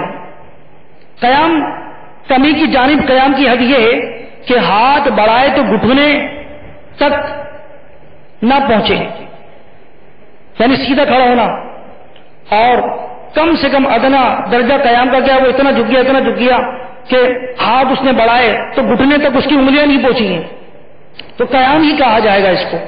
اگلا مسئلہ، قیام اتنی دیر تک ہے جتنی دیر تک قراءت ہے، یعنی بقدر قراءت فرض، قیام فرض. جتنی قراءت واجب ہے اتنی مقدار میں کھڑا رہنا واجب، جتنی قراءت سنت ہے اتنی مقدار میں کھڑا رہنا سنت. فرض، وتر، عیدین اور سنت فجر میں قیام فرض ہے. اگر بلا عذر صحیح کوئی یہ نمازیں، فرض نمازیں، وتر کی نماز، عیدین کی نماز، سنت فجر، بغیر عذر صحیح کہ کوئی یہ نمازیں بیٹھ کر ادا کرے گا تو نہ ہوں گی، نماز ہوگی ہی نہیں. تو میٹھے اور پیارے اسلامی بھائی ہیں، ان باتوں کا خیال رکھنا کس قدر اہم ہے، ضروری ہے. تو کھڑے ہونے سے محض کچھ تکلیف ہونا، کھڑا ہوتا ہے تکلیف ہوتی ہے، تھوڑی تکلیف ہوتی ہے، تو یہ عذر نہیں ہے کہ میں بیٹھ جاؤں مجھے تکلیف ہے، بلکہ قیام کا فرض اس وقت ساکت ہوگا کہ کھڑا نہ ہو سکے یا سجدہ نہ کر سکے، یا کھڑا ہو کر نماز پڑھ رہا ہے اور کھڑے ہونے میں رکوع کرتا ہے اور پھر بیٹھتا ہے تو جھٹکا لگتا ہے، تو ہوتا کیا ہے کہ اس کا پیشاب کا قطرہ وہ خارج ہو جاتا ہے، یا کوئی زخم ہے، پھوڑا ہے، پھنسی ہے، زخم بہنے لگتا ہے، تو اب چونکہ کھڑے ہونے میں یہ پریشانیاں ہیں، عذر ہے، تو لہذا اس صورت میں جو ہے وہ اسے اجازت ہے کہ وہ بیٹھ کر نماز پڑھ سکتا ہے۔ اب قیام پر تو قادر ہے، سجدہ نہیں کر سکتا۔ مثال کے طور پر آنکھیں بنوائی، آنکھوں کا آپریشن ہوا، لینس وغیرہ یا جو بھی صورتحال ہوتی ہے، جو جدید ترین جو ہے علاج کے طریقے آئے ہیں، تو آنکھوں میں مطلب تھوڑی دیر میں آپریشن ہو جاتا ہے۔ اب بڑا پرہیز ہوتا ہے، جھکنے کو بھی ڈاکٹر اگر منع کر دیتے ہیں اور تکلیف واقعی اس سے مرض بڑھ جائے گا، آنکھوں میں خرابی پیدا ہو سکتی ہے، تو لہذا اب سجدہ تو نہیں کر سکتا نمازی، نماز تو پڑھنی ہے، تو لہذا جو سجدہ نہ کر سکے، سجدے پہ قادر نہ رہا، چاہے پیشانی میں، ناک میں زخم ایسے ہو گئے کہ پیشانی کو زمین پر رکھ نہیں سکتا، یا آنکھیں بنوائی ہیں جھک نہیں سکتا، تو اب جو شخص سجدہ نہ کر سکے تو اس پر قیام کا فرض ساقط ہو جاتا ہے، اب اس پر قیام فرض نہیں رہتا۔ کیا مطلب کہ یہ فرض نماز، یہ وتر نماز، یہ عیدین، یہ سنت فجر ایسے شخص کے لیے جو سجدہ نہ کر سکے، اب بیٹھ کر بھی پڑھے گا تو یہ نمازیں درست اس کی ادا ہو جائیں گی۔ اس کی اور مثال میں آپ کو عرض کروں، کشتی پر سفر کر رہا ہے، اب چونکہ سمندر کی موجیں ہوتی ہیں، کشتی اچھل رہی ہوتی ہے، تو کھڑا ہو کر پڑے گا، چکر آئیں گے، مچھلی وغیرہ اس قسم کی کیفیت پیدا ہوگی، تو اگر واقعی اور صورتحال ایسی کنارے پر بھی نہیں آ سکتا کہ بیچ سمندر میں پانی میں آ نہیں سکتا، تو ظاہر سی بات ہے کہ اب کشتی میں نماز پڑھنی ہے اور کھڑے ہو کر پڑے گا تو یہ پریشانی لائے کہ گرنے کا خطرہ ہے، یا گر پڑے گا یا چکر آئیں گے، تو اب ایسا شخص یہ فرائض نمازیں، فرض نمازیں، وتر کی نماز اور سنت فجر، عیدین تو نہیں ہو سکتی نا وہاں پر کشتی کے اندر، تو لہذا فرض نماز، وتر کی نماز اور سنت فجر جو ہے یہ بیٹھ کر کشتی میں پڑھ لے گا، اب اس پر قیام ضروری نہیں رہا۔ اب ایسا شخص ہے کہ معمولی تکلیف ہے، اگر عصا یعنی بیساکھی یا کوئی خادم ہے، یا سائڈ میں مسجد کے دیوار کی طرف چلا گیا، یا گھر میں اگر ہے تو دیوار کا سہارا لے کر ٹیک لگا کے کھڑا ہونا ممکن ہے، تو یہ نمازی بھی وہ نمازیں کہ جن میں قیام فرض ہے، تو کھڑے ہو کر پڑے گا، کیوں کہ سہارا لے کر کھڑا ہونا ممکن ہے، تو لہذا اب بھی قیام اس میں فرض ہی رہے گا۔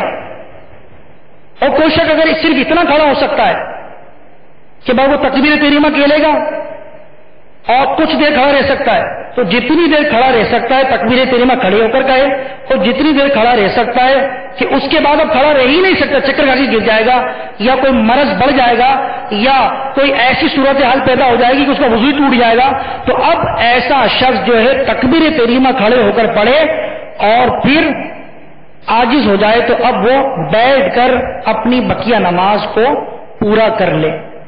خبردار، بعض لوگ معمولی سی تکلیف یا زخم کی وجہ سے فرض نمازیں بیٹھ کر پڑھتے ہیں، وہ اس حکم شرعی پر غور فرمائیں، جتنی نمازیں قدرت قیام کے باوجود بیٹھ کر ادا کی ہوں ان کو لوٹانا فرض ہے، یعنی کھڑے ہو کے پڑھ سکتے تھے پھر بھی بیٹھ کے پڑھی تو ان نمازوں کو لوٹانا فرض ہے۔ اسی طرح ویسے ہی کھڑے نہ رہ سکتے تھے مگر کوئی خادم سہارا دے سکتا تھا، عصے سے سہارا لے سکتے تھے، دیوار کا سہارا لے سکتے تھے، اس طرح کھڑا ہونا ممکن تھا، لیکن اس طرح نہ کھڑے ہوئے بلکہ بیٹھ کر پڑھی، تو ان نمازوں کی بھی قضا کرنا ضروری ہے، لازمی ہے کہ یہ نمازیں بھی نہیں ہوئیں۔ عورتوں کے لیے بھی یہی حکم ہے، یہ بھی بغیر شرعی اجازت کے بیٹھ کر نمازیں نہیں پڑھ سکتی۔ میٹھے اسلامی بھائیوں، بعض مساجد میں کرسیوں کا انتظام ہوتا ہے، بعض بوڑھے نمازی ان پر بیٹھ کر فرض نمازیں پڑھتے ہیں، حالانکہ چل کر آتے ہیں، نماز کے بعد کھڑے کھڑے امام صاحب سے باتیں بھی کر رہے ہوتے ہیں، مارکیٹ بھی جا کر سودا وغیرہ بھی خرید لیتے ہیں، مسجد آتے ہیں تو کرسی پہ بیٹھ کے نماز پڑھتے ہیں۔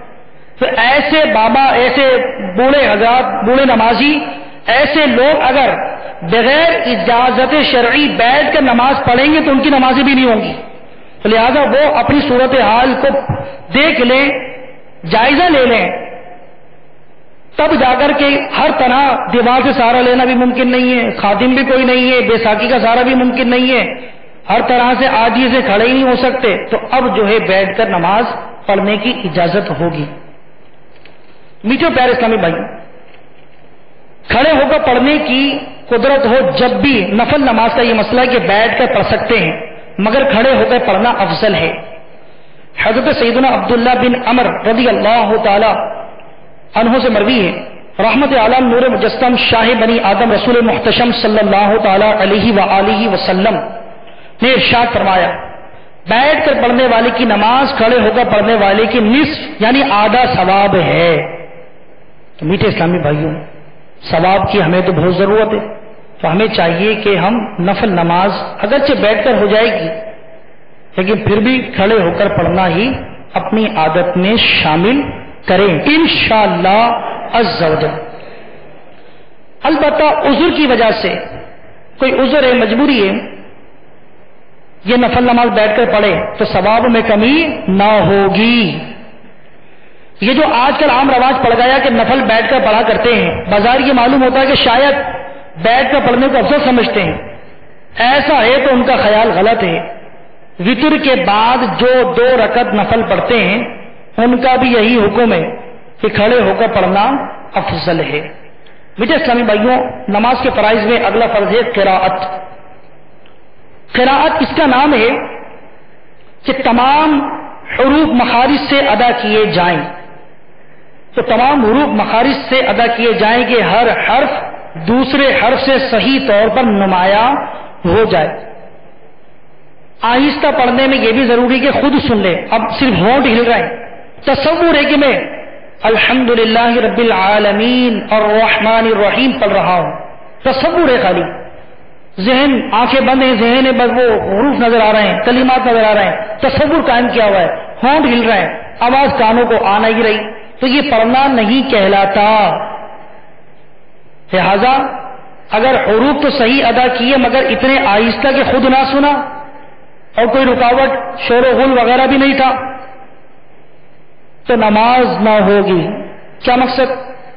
کہ حروف تو صحیح ادا کیے اور آہستہ بھی پڑھے، اور اتنے آہستہ تھے کہ خود سن سکتا ہے، بہت آہستہ نہیں تھے، اتنا آہستہ خود سن سکتا ہے، لیکن اس وقت کیا ہوا کہ مسجد کے برابر سے تیز رفتار گاڑی بہت زیادہ آواز میں گزری، اللہ اکبر کہا، اتنی آواز میں کہا وہ سن سکتا تھا، اسی لمحے تیز رفتار گاڑی فر کرتی ہوئی گزر گئی۔ اب چونکہ اس کی آواز ہے اور ایسی چیز شور و غل جو کہ سننے کو رکاوٹ بن گئی، تو لہذا ایسی رکاوٹ شور و غل کا ہونا، اس میں اگر نہیں سن سکا اور پڑھا اتنی آواز میں تھا کہ سن سکتا تھا تو یہ پڑھنا ہی کہلائے گا۔ لہذا شور و غل کا بھی کوئی امکان نہیں ہے، کوئی شور و غل نہیں ہے، کان بھی درست ہے اور اتنے آہستہ پڑھ رہا ہے، خود بھی نہیں سن رہا، تو یہ پڑھنا نہیں کہلائے گا۔ اگرچہ خود سننا ضروری ہے مگر یہ بھی احتیاط رہے کہ سری یعنی آہستہ قراءت والی نمازوں میں قراءت کی آواز دوسروں تک نہ پہنچے۔ اسی طرح تسبیحات سبحان ربی الاعلی، سبحان ربی العظیم، تسبیحات وغیرہ میں بھی یہ خیال رکھنا چاہیے کہ اتنی آواز سے پڑھیں کہ خود سن لیں، اتنی آواز سے نہ پڑھیں کہ برابر والے کو بھی سنائیں، تو لہذا اس کا اہتمام کرنا چاہیے، خیال رکھنا چاہیے۔ میٹھے پیارے اسلامی بھائیوں، مطلقاً ایک آیت پڑھنا فرض نماز کی 2 رکعتوں میں اور وتر، سنتیں اور نوافل کی ہر رکعت میں اگر امام ہے تو امام پر فرض، اور علیحدہ سے کوئی اکیلے نماز پڑھ رہا ہے تو اس پر فرض۔ دوبارہ سماعت فرمائیں، ایک آیت پڑھنا فرض کی 2 رکعتوں میں، یعنی فرض نمازیں جو فجر ہے، ظہر ہے، عصر ہے، مغرب ہے، عشاء ہے، تو جو 2 رکعت والی نماز ہے، مثال کے طور پر فجر جو 3 والی ہے، مغرب تو اس کی 2 میں، جو 4 والی ہے ظہر، عصر اور عشاء تو اس کی 2 رکعتوں میں، تو 2 رکعتوں میں ایک آیت کا پڑھنا فرض، یعنی ایک رکعت میں بھی ایک آیت کا پڑھنا فرض اور دوسری رکعت میں بھی ایک آیت کا پڑھنا فرض۔ اس کے علاوہ وتر ہے، سنتیں ہیں، نوافل ہیں. نوافل ایک سلام کے ساتھ اگر 4 رکعتیں پڑھی، سنتیں جو ایک سلام کے ساتھ 4 رکعتیں جو ہیں، تو ان کی ہر رکعت کے اندر ایک آیت کا پڑھنا، ان نمازوں کی تفصیل آپ نے سماعت فرمائی، یہ فرض ہے. فرض ہے کیا معنی ہے؟ فرض وہ ہوتا ہے کہ جس کے رہ جانے سے نماز ہوتی ہی نہیں ہے، تو لہذا یہ فرض وہ فرض ہے. اب مقتدی کو نماز میں قرات جائز نہیں. کوئی بولے کہ اچھا بھائی یہ تو بڑا پیارا مسئلہ بیان ہوا ہے کہ فرض نماز میں جو ہے وہ ایک آیت پڑھنا فرض ہے، فرض کی 2 رکعتوں میں ایک آیت کا پڑھنا فرض ہے. اب ہے امام کے پیچھے وہ تلاوت کرے، تو یہ مسئلہ بھی یاد رہے ساتھ میں کہ مقتدی یعنی جو نماز امام کے پیچھے پڑھ رہا ہے، تو مقتدی کو نماز میں قرات جائز نہیں. سورۃ الفاتحہ پڑھنا بھی جائز نہیں، نہ کوئی آیت پڑھنا جائز، نہ سری آہستہ قرات والی نماز میں، نہ جہری یعنی قرات والی نماز میں. کیوں کہ امام کی قراءت مقتدی کے لیے بھی کافی ہوتی ہے. اب دیکھیے، فرض کی کسی رکعت میں قراءت نہ کی، خاموش کھڑا رہا، اپنی پڑھ رہا ہے، امام کے پیچھے تو کچھ نہیں پڑھے گا نا، امام کے پیچھے جو شخص ہے وہ تو قراءت نہیں کرے گا، اپنی پڑھ رہا ہے. تو فرض کی کسی رکعت میں قراءت نہ کی، یا فقط ایک رکعت میں قراءت کی، تو چونکہ 2 رکعتوں میں فرض ہے نا قراءت، ایک میں کی یا کسی میں نہ کی تو نماز فاسد ہو جائے گی، فرض اس کا چھوٹ گیا. فرضوں میں ٹھہر ٹھہر کر قراءت کریں، اور تراویح میں متوسط انداز پر، اور رات کے نوافل میں جلد پڑھنے کی اجازت ہے، مگر ایسا پڑھے کہ سمجھ میں آ سکے. کم سے کم مد کا جو درجہ قرہ حضرات نے رکھا ہے اس کو ادا کرے. اگر تجوید کے خلاف قواعد تجوید کی رعایت کے بغیر پڑھے گا تو ایسا پڑھنا حرام ہے. اس لیے کہ ترتیل سے یعنی ٹھہر ٹھہر کر قرآن پڑھنے کا حکم ہے. تو میٹھے اسلامی بھائیوں، حروف کی صحیح ادائیگی ضروری ہے. مثلا تو، تا، سین، صاد، فا، حمزہ، عین، ہا، حا، ضاد، رال، وا، تو ملتی جلتی جن کی آوازیں ہیں تو ان میں فرق کرنا بہت ضروری ہے کہ احتیاط نہ کرنے کی بنا پر معنی فاسد بھی ہو جاتے ہیں، اور جہاں معنی فاسد ہو جاتے ہیں تو پھر نماز کیا ہو جاتی ہے؟ ٹوٹ جاتی ہے. تو اب اسی کے ساتھ ساتھ یہ بھی یاد رکھیے کہ تسبیحات، رکوع میں جو تسبیح ہے سبحان ربی العظیم، اب ذا، تو آ کے بعد جو ذا آتی ہے، کوئی ذا پڑھ ہی نہیں سکتا، وہ پڑھتا ہے ذا، ذا کو پڑھتا ہے ذا. اب ایسا شخص تو اگر سبحان ربی العظیم، سبحان ربی العظیم کو اگر ربی العظیم کر دے گا تو گڑبڑ ہو جائے گی. تو فقہا نے ایسے شخص کو یہ ارشاد فرمایا کہ وہ کیا کرے، وہ یہ کرے وا کے تلفظ پہ جو قادر نہیں، وہ یہاں پر الکریم یعنی ربی الکریم پڑھ کر اپنا کام چلائے، نماز کو ادا کرے، نماز پڑھے اور درست تلفظ بھی سیکھتا رہے.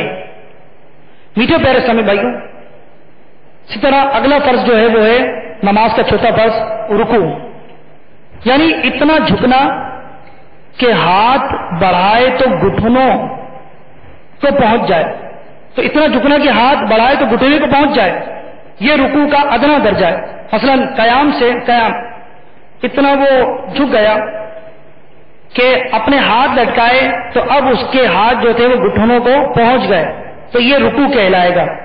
اور پورا رکوع کیا ہے کہ پیٹھ اس کی سیدھی ہو جائے، پیٹھ اپنی وہ بچھا دے.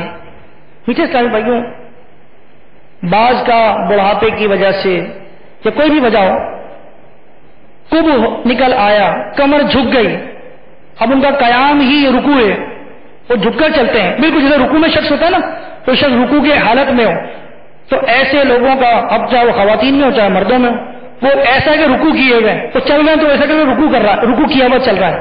تو کوئی ایسی حالت میں اگر پہنچ گیا تو اب وہ کیا کرے، تو اس کا جو نظر آنے والا حال ہے وہ تو رکوع لگ رہا ہے، لیکن یہ اس کے لیے قیام رہے گا نماز کے اندر، اور اس کا رکوع کا جو طریقہ ہوگا وہ کیا ہوگا؟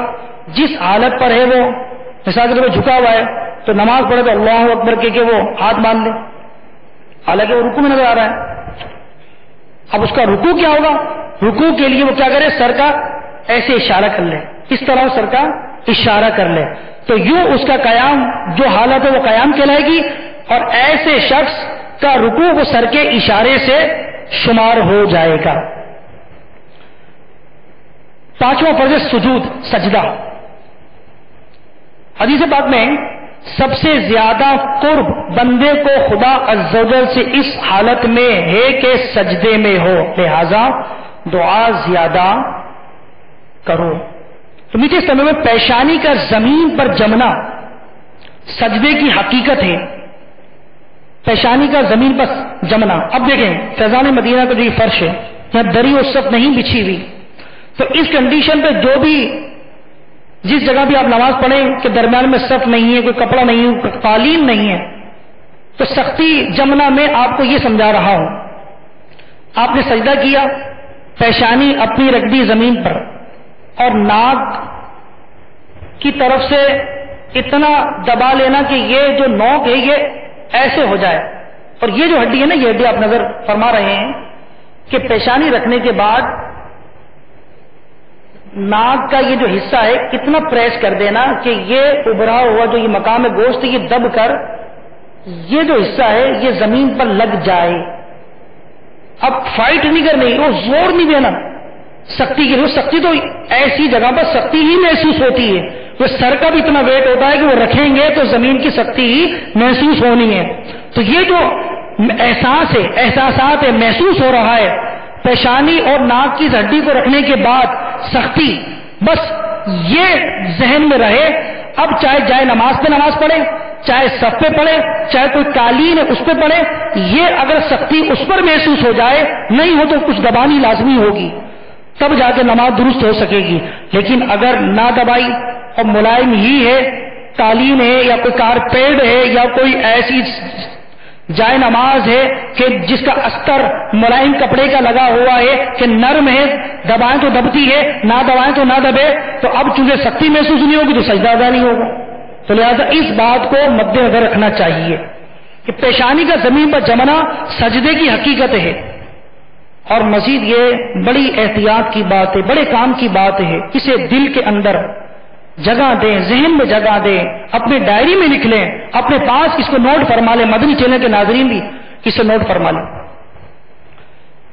کہ پاؤں کی ایک انگلی کا پیٹ۔ اب پیٹ کیا ہے؟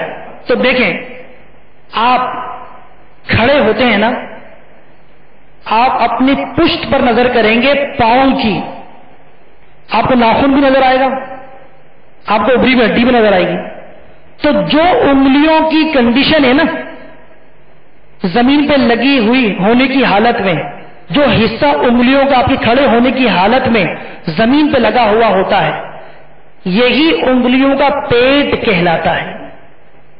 اب سجدے کی حالت میں ایڑی سے لے کر پاؤں کی انگلیوں کا جو جوڑ ہے نا، یہ پیچھے سے کیا ہوتا ہے؟ یہ یوں اٹھ جاتا ہے ایسے کر کے۔ انگلیوں کا پیٹ لگا رہنا لازمی اور ضروری ہوتا ہے۔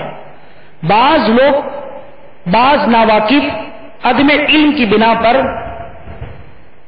بے پرواہی لاپرواہی کی بنا پر کیا کرتے ہیں، کیا سمجھتے ہوں گے کہ ہم نے انگلیاں لگا دی، ہم نے انگلیوں کا پیٹ لگا دیا۔ حالانکہ انگلیوں کا پیٹ لگنا تو آپ سمجھ گئے نا، انگلیوں کا پیٹ نہیں لگاتے بلکہ وہ کیا لگاتے ہیں؟ انگلیوں کا کنارہ لگاتے ہیں، ایسے کر کے انگلیوں کا پیٹ اٹھا رہتا ہے۔ انگلیوں کا پیٹ تو یہ ہے، تو وہ کنارہ لگاتے ہیں، پورا، اسے پورا کہتے ہیں، یہ لگا دیتے ہیں۔ تو یاد رکھیں کہ سجدہ، پیشانی کا زمین پر جمنا سجدے کی حقیقت، اور پاؤں کی 10 انگلیوں میں سے ایک کا پیٹ لگانا شرط۔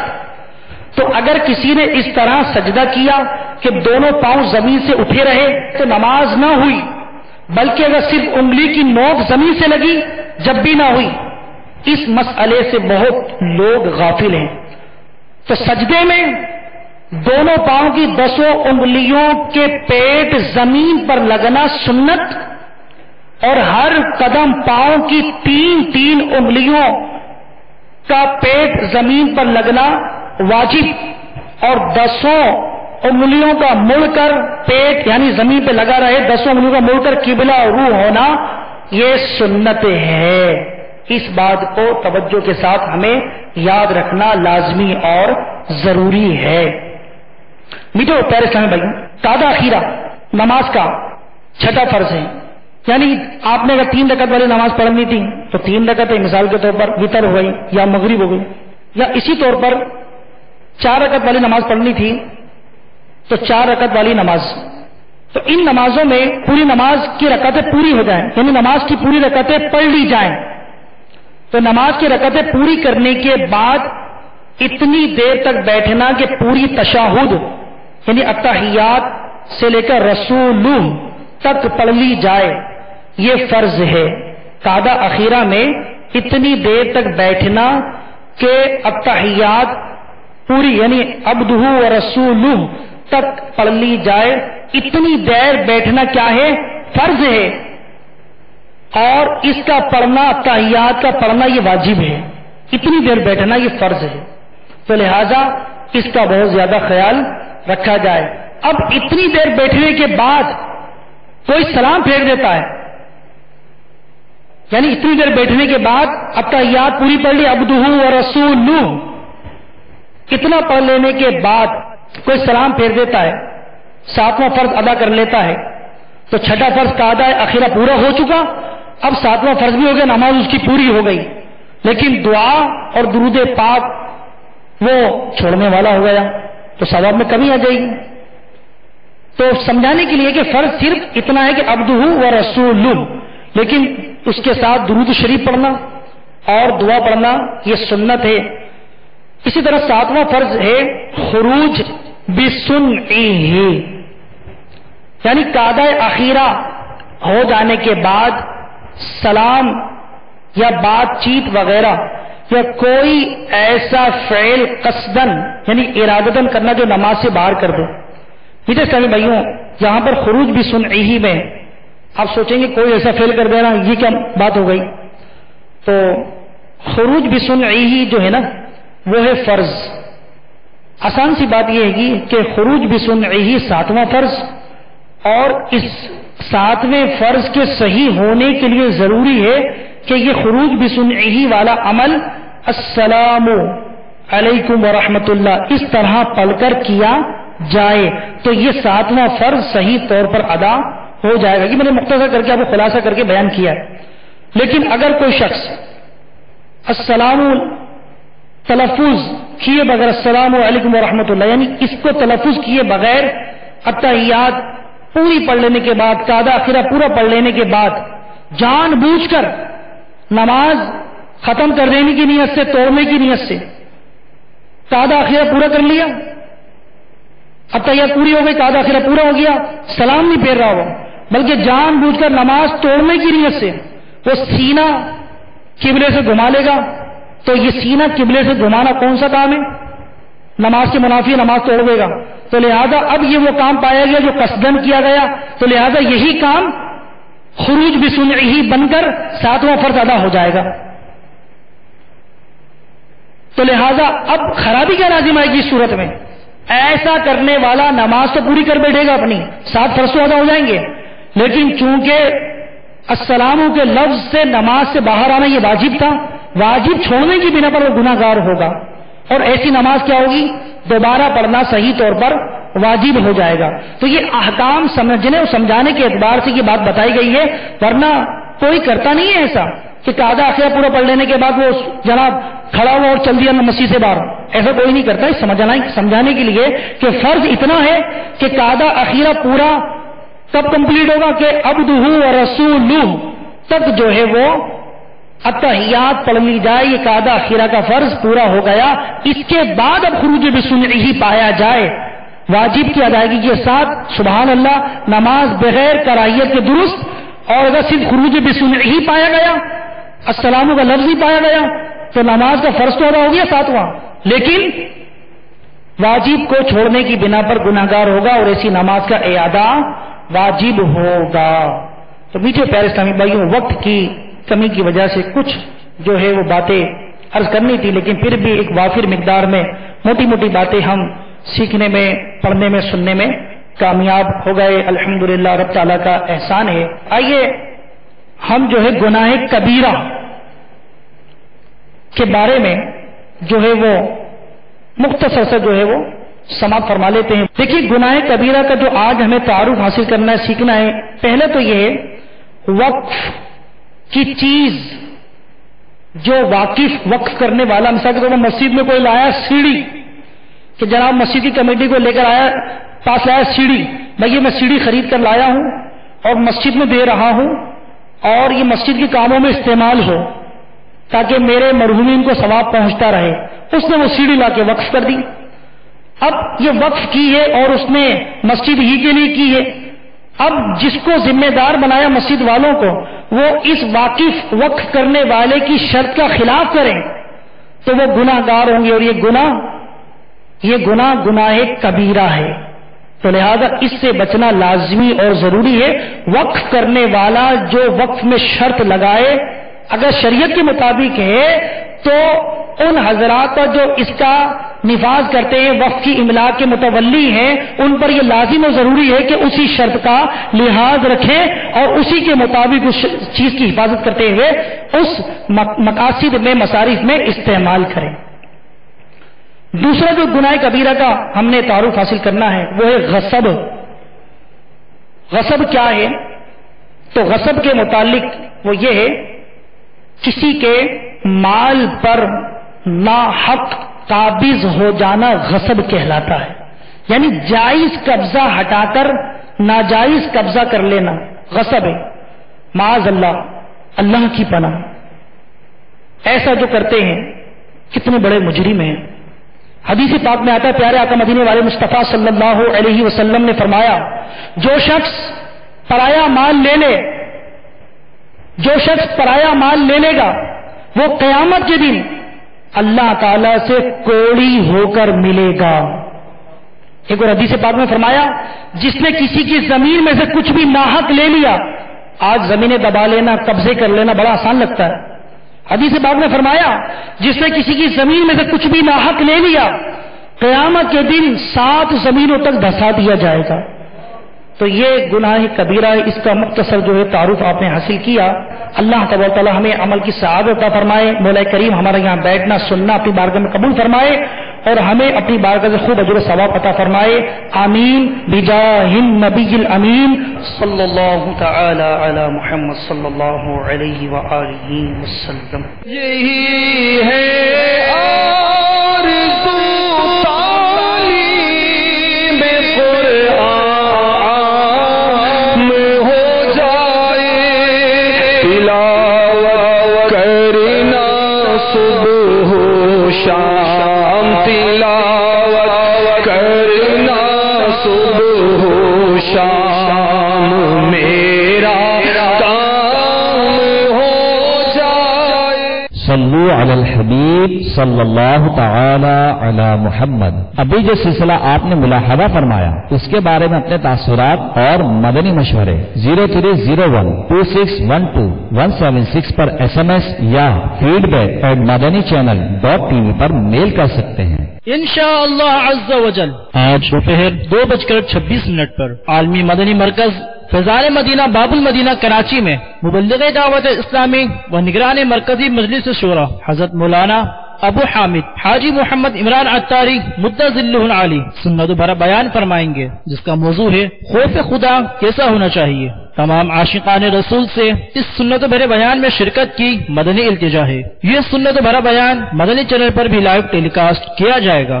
صلو علی الحبیب صلی اللہ تعالی علی محمد۔ مجھے اپنی اور ساری دنیا کے لوگوں کی اصلاح کی کوشش کرنی ہے انشاءاللہ عز و جل۔ صلو علی الحبیب صلی اللہ تعالی علی محمد۔ تبلیغ قرآن و سنت کی عالمگیر غیر سیاسی تحریک دعوت اسلامی کے اشاعتی ادارے مکتبۃ المدینہ کی جانب سے آپ کے لیے پیش خدمت ہے 45 صفحات پر مشتمل شیخ طریقت امیر اہل سنت دامت برکاتہم العالیہ کی مایہ ناز تالیف بنام قوم لوط کی تباہ کاریاں۔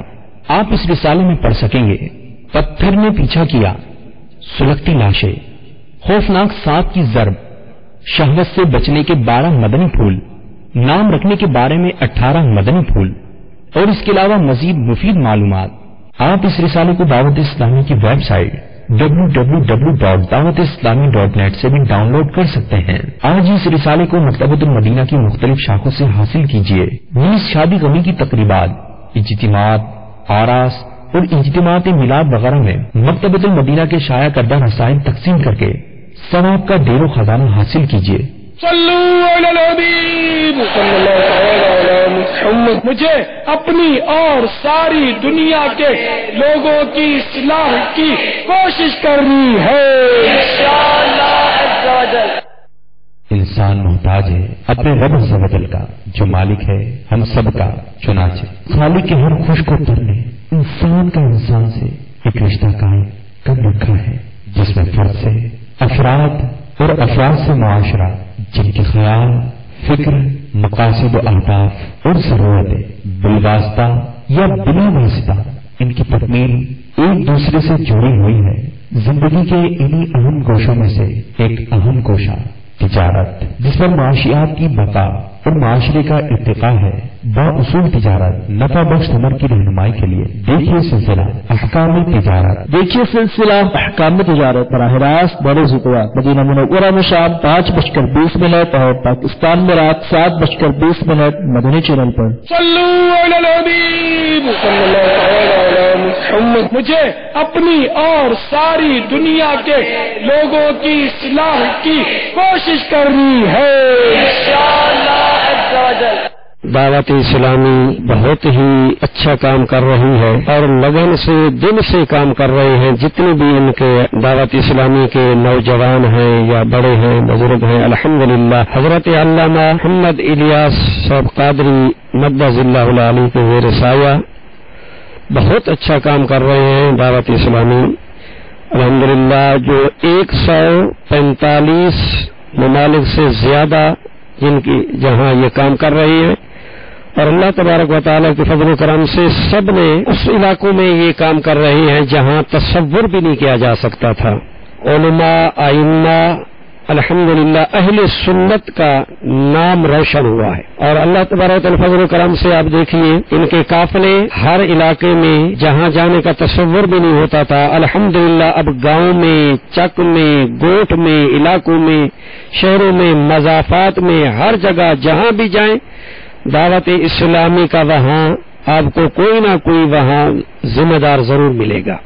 جنہیں کچھ پتہ نہیں تھا، اللہ اور اللہ کے رسول صلی اللہ تعالی وسلم کی محبت میں نہیں تھی، ان کے دلوں میں عشق مصطفیٰ صلی اللہ تعالی وسلم کی صحیح طرح سے شمع روشن کی ہے دعوت اسلامی نے، اور سروں پر عامے سجائے ہیں۔ پھر اس کی مدارس کا جو کام ہوا ہے یہ بھی سبحان اللہ، اور پھر جو یہ عالم دین کا کورس ہے، یہ جو کام دوسرا، یہ جو کتابوں کا کام کیا ہے لکھنے کا، یہ تو سبحان اللہ، اس کی تو بات ہی کیا ہے۔ تو الحمدللہ یہ جو کتابیں لکھی جا رہی ہیں ہر موضوع پر علیحدہ علیحدہ کتاب ہے تقریباً، ایسا کام ہوا۔ اسی طرح بہار شریعت کا جو کام ہوا ہے وہ بھی مسائل کو علیحدہ علیحدہ کر دیا گیا۔ امیر اہل سنت عالم با عمل ہے، تقوی اور پرہیزگاری کا پیکر ہے۔ جس طرح سبحان اللہ اللہ کریم نے نورانی چہرہ انہیں عطا کیا اور عالم با عمل ہے، اللہ کریم ان کا سایہ دعوت اسلامی پر، ہم سب پر، اہل سنت پر تعدیر قائم اور دائم فرمائے۔ اتنی چینل الحمدللہ یہ آیا اور چھا گیا، اور یہ وہ چینل ہے جس میں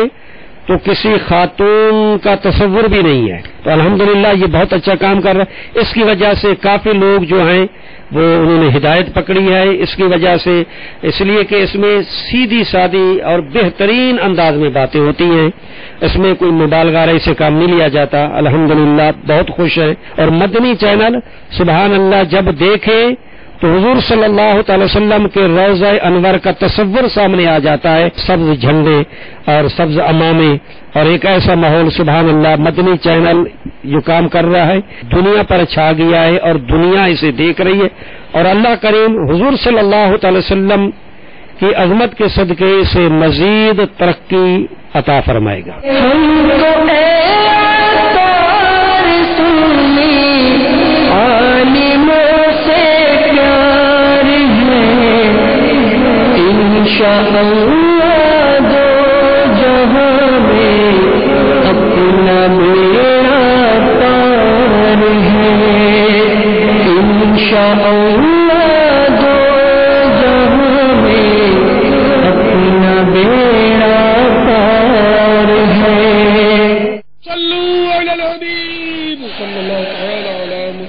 مجھے اپنی اور ساری دنیا کے لوگوں کی اصلاح کی کوشش کرنی ہے.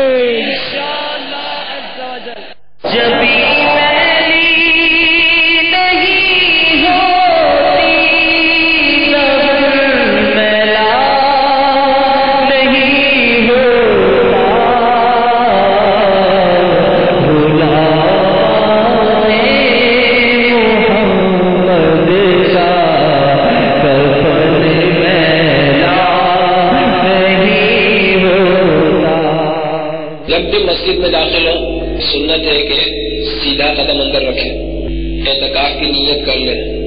مسجد کی زیارت یہ ایک ثواب کا کام ہے، تو گھر سے اس نیت سے چلیں گے کہ میں مسجد کو دیکھنے جا رہا ہوں، تو جتنے قدم چلیں گے اتنا ثواب ملتا چلا جائے گا.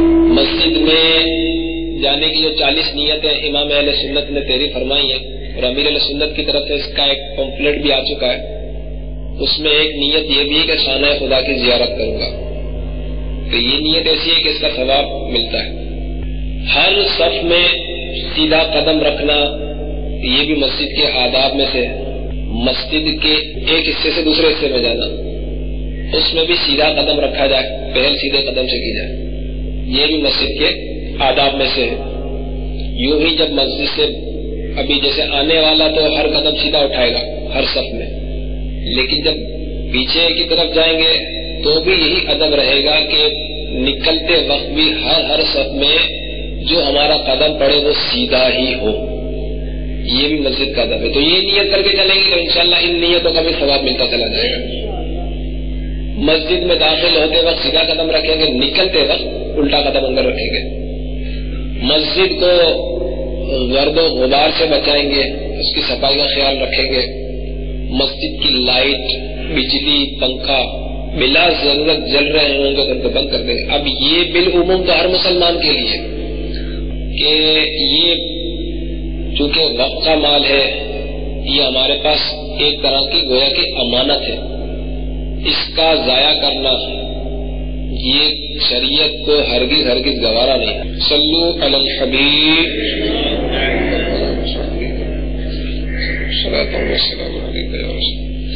پیچھے بیٹھے پیارے اسلامی بھائی، انشاءاللہ عز و جل مدنی قافلوں میں سفر کرتے رہیں گے تو اس قسم کی باتوں کو سیکھنے کا ذہن بنے گا، اور انشاءاللہ عز و جل مدنی قافلوں کی برکت سے فرض علوم سیکھ کر اس پر عمل کرنے کا بھی جذبہ مل جائے گا. صلو علی الحبیب صلی اللہ علیہ وسلم. اور ساری دنیا کے لوگوں کے اصلاح کی کوشش کریں انشاءاللہ عز و جل. اے دعوت اسلامی تیری دھوم مچی ہو مچی ہو مچی ہو مچی ہو.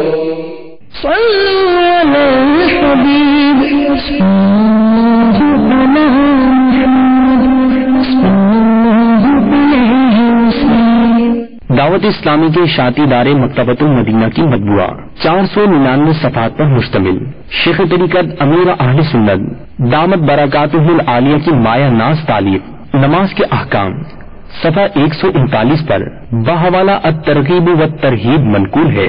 فرمان مصطفیٰ صلی اللہ تعالی علیہ وآلہ وسلم ثواب کی خاطر اذان دینے والا اس شہید کی مانند ہے جو خون میں لتڑا ہوا ہے اور جب مرے گا قبر میں اس کے جسم میں کیڑے نہیں پڑیں گے.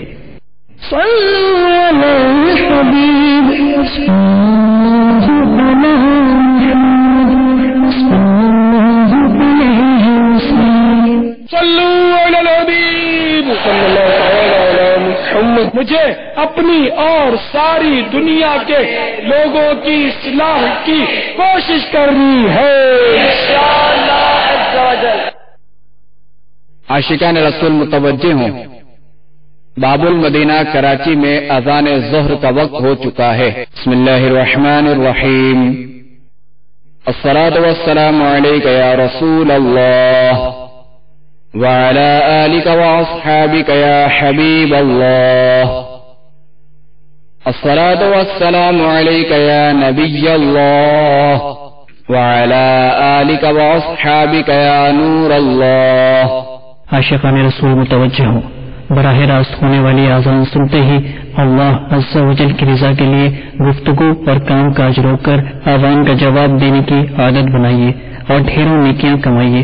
مگر یہ اذان ریکارڈ شدہ ہے، اس کا جواب دینا ضروری نہیں. اللہ اکبر اللہ اکبر اللہ اکبر اللہ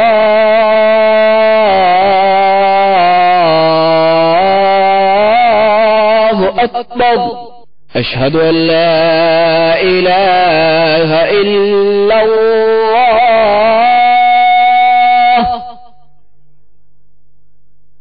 اشہد ان لا الہ الا اللہ.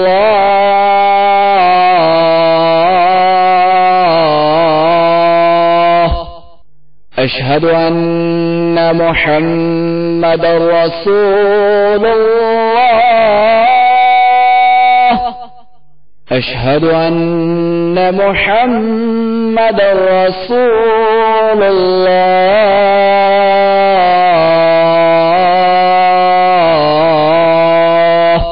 حی علی الصلاة.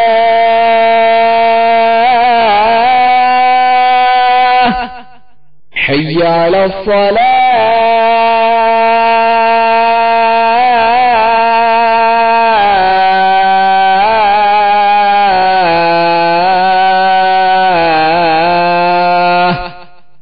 حی علی الفلاح.